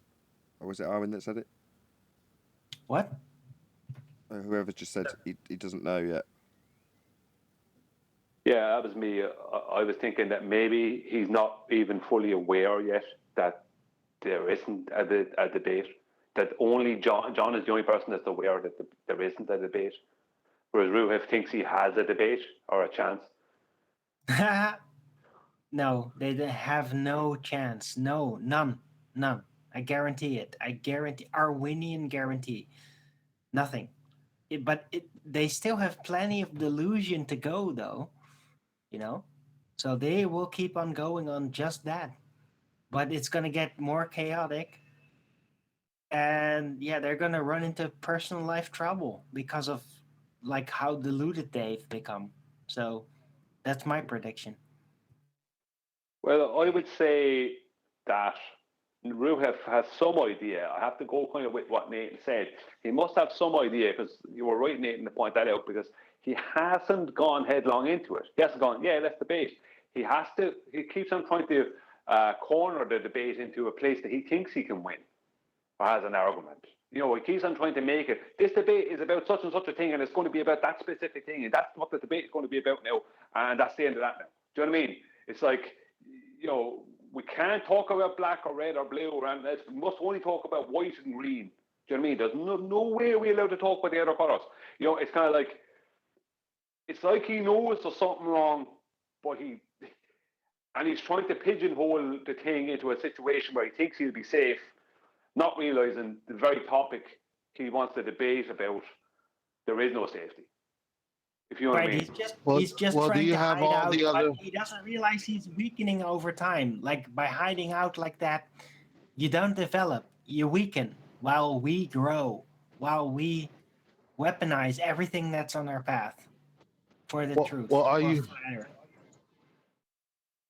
John, are you familiar with all of the flat Earth models? Oh no, I don't really need to be either. I'm willing to defend any one of them. Just, you know, I mean, you could, if you want to, you could use NASA's website, download the PDF. They have like hundreds of references to flat Earth. Somewhere in there, I quote, a model frequently used is that of a flat, non-rotating Earth. You know, you could just pick any one of them. My prediction is frequently used. Frequently used. Eli, go on, no tanks. My prediction is that you're going to be trying to prove that the Earth is flat, and he's going to be asserting that proving that the sky is curved, and then he's going to associate the sky to the ground. That's how I've seen his arguments go before. Yeah, he'll need an angle measurement though, won't he, for that? What's he going to need to make any assertions about angular relationships in the sky? How is he going to prove a curved sky without showing an orthographic celestial sphere model? You know what I mean? He won't be able to do that. You can't prove the sky is curved. But the celestial sphere model is just an orthographic representation, so we can use angles orthographically to describe what we're seeing in the perspective view. You know, I was going to say, but the big reason that I'm fine with any model is because he will be using that celestial sphere, right? And he doesn't, I don't think he's accepted that it's a flat Earth model yet. But it obviously is. And that's the model I want to focus on, is one that he's going to be claiming that he thinks is a globe. Yeah, I mean, what I see from him is you're going to be focusing on the ground, and he's going to be focusing on the sky, and it's going to be difficult to get him back to the ground. That's all. Well, he can't focus on the sky without using the ground, or he won't have any way to make measurements.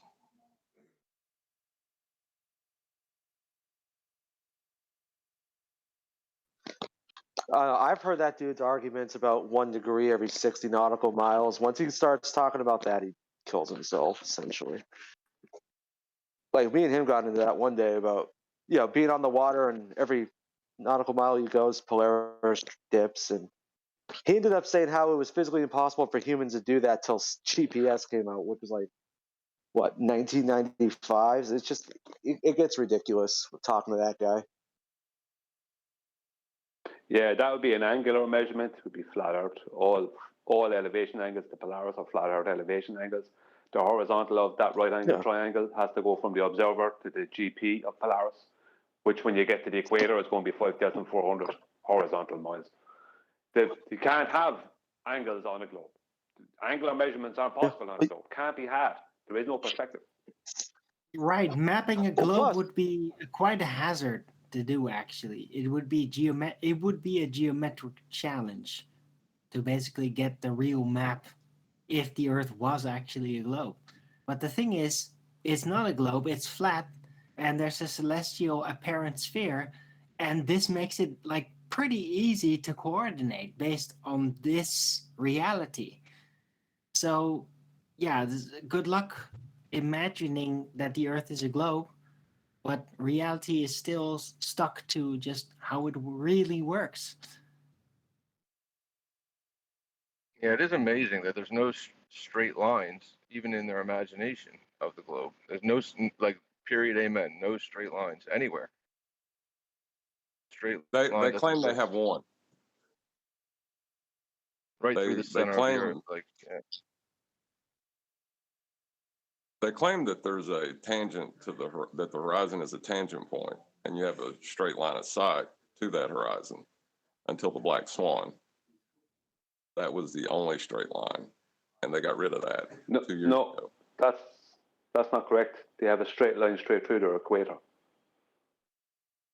Celestial sphere model. No, to assert it's a sphere. The celestial sphere model is a flat Earth model. Not that. I'm talking about to say you live on. All right, sorry. Surface. Okay, sorry. Well, even that one, they wouldn't imagine as a straight and level line. They would, you know. Ask any one of them to show you how 60 nautical miles per degree is possible without a right angle triangle, without a 90 degrees.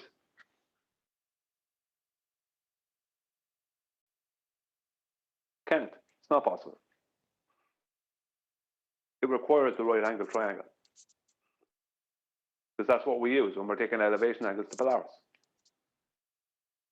I just can't imagine living in a conception where eventually, if you think about your concept of a ball long enough, that there's no such thing as a straight line, even on paper. Like, just no such thing. It would be a strange world to live in. Well, think about how funny this is, though. Think about how funny this is. The difference, the dip angle difference between eye level and surface level is what they've been asserting is curvature, right? But you got 2 levels in that. It's bad. I mean, it's just bad for them.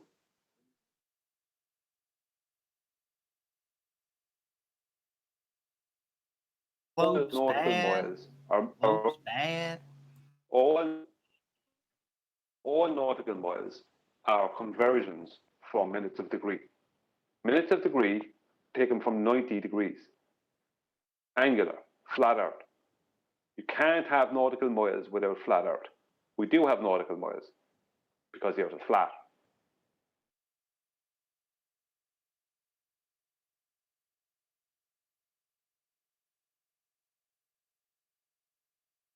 And when they start showing you the celestial sphere model and them getting 60 nautical miles from the center of their globe, ask them where the origins of their radius came from to create that globe. That came from the flat Earth elevation angles to Polaris, which gave us the 60 nautical miles per degree. It's so easily to calculate. There's nothing in it. They have nothing. Look for their origins and history of their radius. They have nothing. Apologies. He has convinced himself that it's proven in France that with measuring Polaris and the meter, etc., and that's our origin and proof and cause and effect all in one.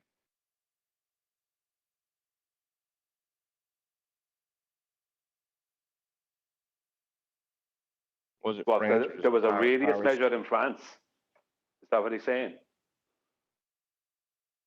There was a radius measured in France. Yeah, and was that the radius, the origins of the radius? Is what he's claiming, yeah? And this involved Polaris? Seems so. Yeah, and was that angular measurements to Polaris? Seems so. Yeah, so there you go again. He ruins himself again. He should have stuck with Mount Canago and trying to claim the horizon was geometric.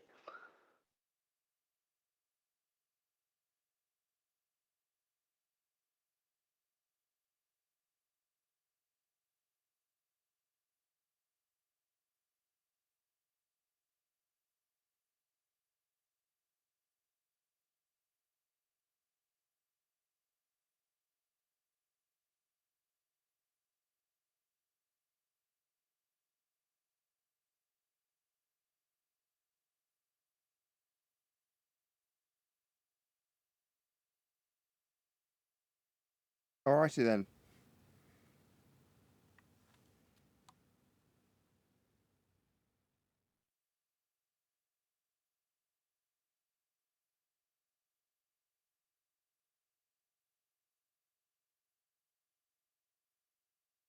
Is that your final answer?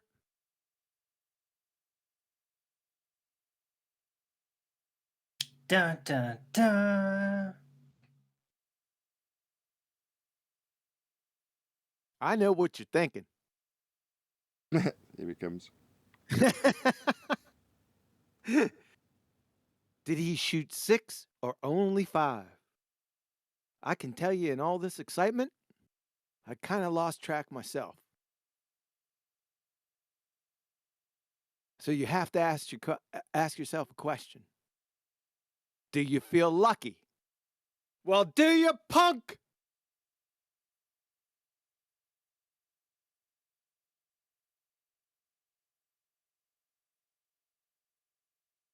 I guess not. That's a good. Yeah. You understand his mentality. I don't think he's gonna pick up that gun, QE. The part I where he always just hope seen. they will. I'm always hoping they Yeah. will, sir.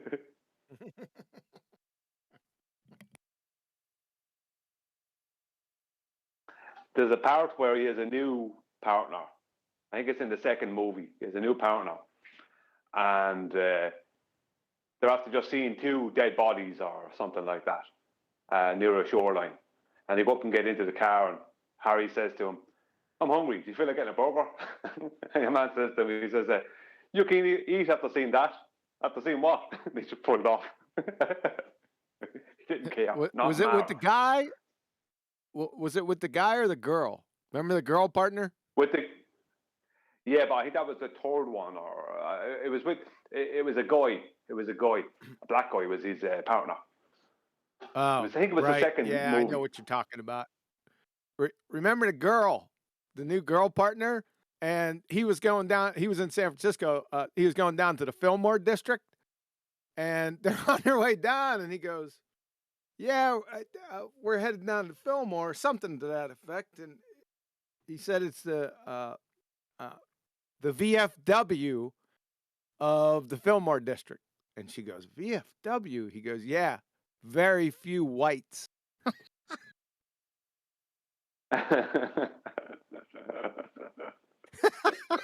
He was raw.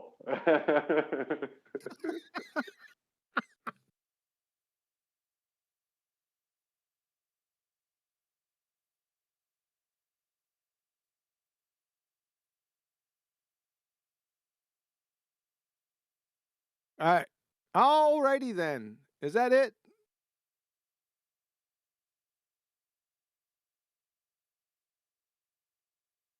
I don't know. It's a nursery. I'm here for a while. Dude, where's the wife and the kids? Nursery, as you said, that's why I'm still around.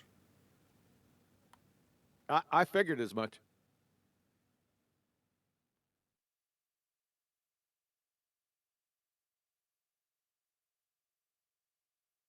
You're putting me in sort of a dilemma. Yeah. Yeah, because you're extending this show. I wasn't expecting that. I have stuff to do, but I find it against my better judgment to leave the show while the show's still live. I don't think I've ever done that before.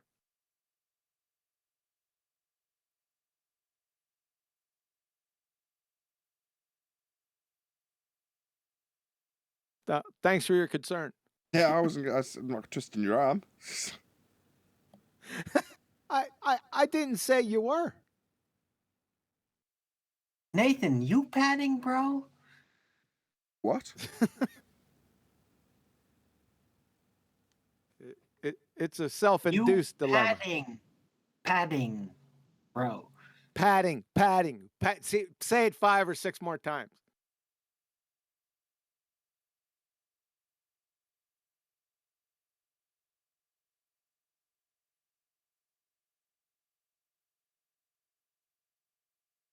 Maybe Eli or Neil has something to say.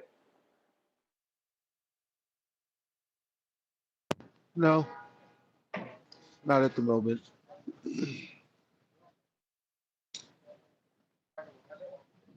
Who's this guy, Rufus? I've been speaking to those guys over at Geos, and you can only talk for so long before your brain turns to ooze. How about Bill Gates' Jane house Fonda being server? burned down here in the Netherlands? Here we go. I knew Arwen was going to say something. Yep. So It how about is it? uncanny. Well, you asked me to talk, fam. I mean, It's uncanny. I Did he just say something? Yep, somebody's saying something. And this little echo going on, that's what you can do, Nathan. You got to figure out this echo. Sorry. No, Nathan, there's something for you to do. It's me staying off mute, that's all. Sorry. Is it? Huh. So when you're off mute, or mute, as we use the parlance of our time, if you stay off mute, then it echoes? Yeah, that's noise coming back from my speakers into my microphone. That's what feedback is. I got you. Okay, back to the point. So, Elijah, you are over at Jane Fonda's server. is that what you call it? Yeah. Yeah, remember? Yeah, we were talking about a refraction for no reason. Did you ask him to It's define it? nothing. Say again? Did you ask him to define refraction? No. What? Why would anyone do that, right? It's way too complex for the normie, Kiwi. Come on. Well, Rufus is definitely not a normie. He's just learning and capable. He just doesn't want to know. He's just headstrong, stubborn, dumb. Rufus, I think. Who's Rufus? Eli.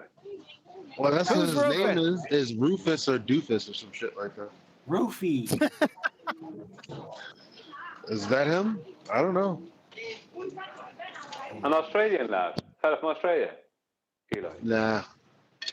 I must have the wrong fella then. This fella from Rufus is from Australia.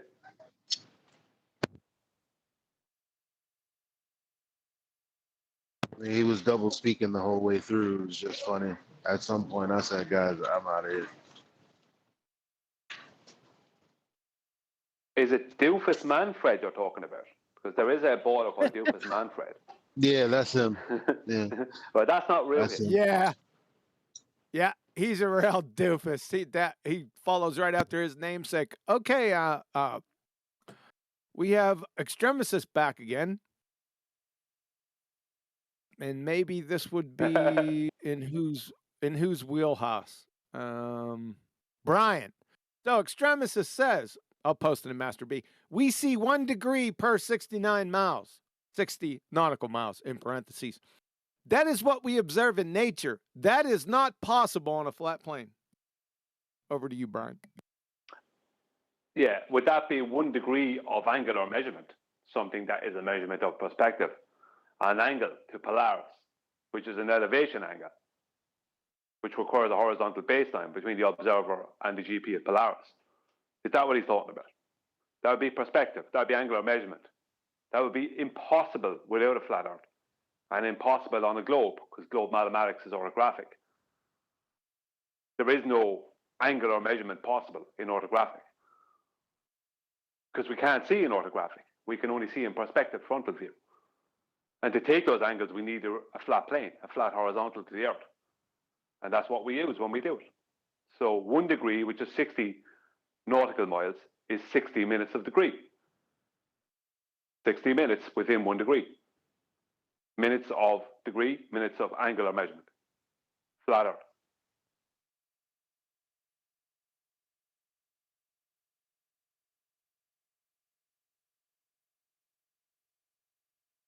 I think he's trying to hijack reality again and call it a globe, because that sounded like that to me. In reality, we can blah blah blah. Can't do that with a flat Earth. That is like flat Earth is not reality. That's what he's trying to say, isn't it? It's only a globe is reality. I don't know what he's trying to say. He's certifiable retard. I can't divine this level of Dunning-Kruger. It's out of my scope.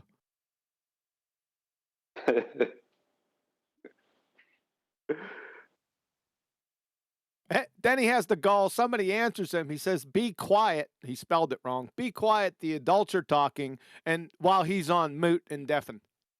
You can't make this shit up. Be quiet. The adults are talking. La la la Be la quiet. la la. Be quiet.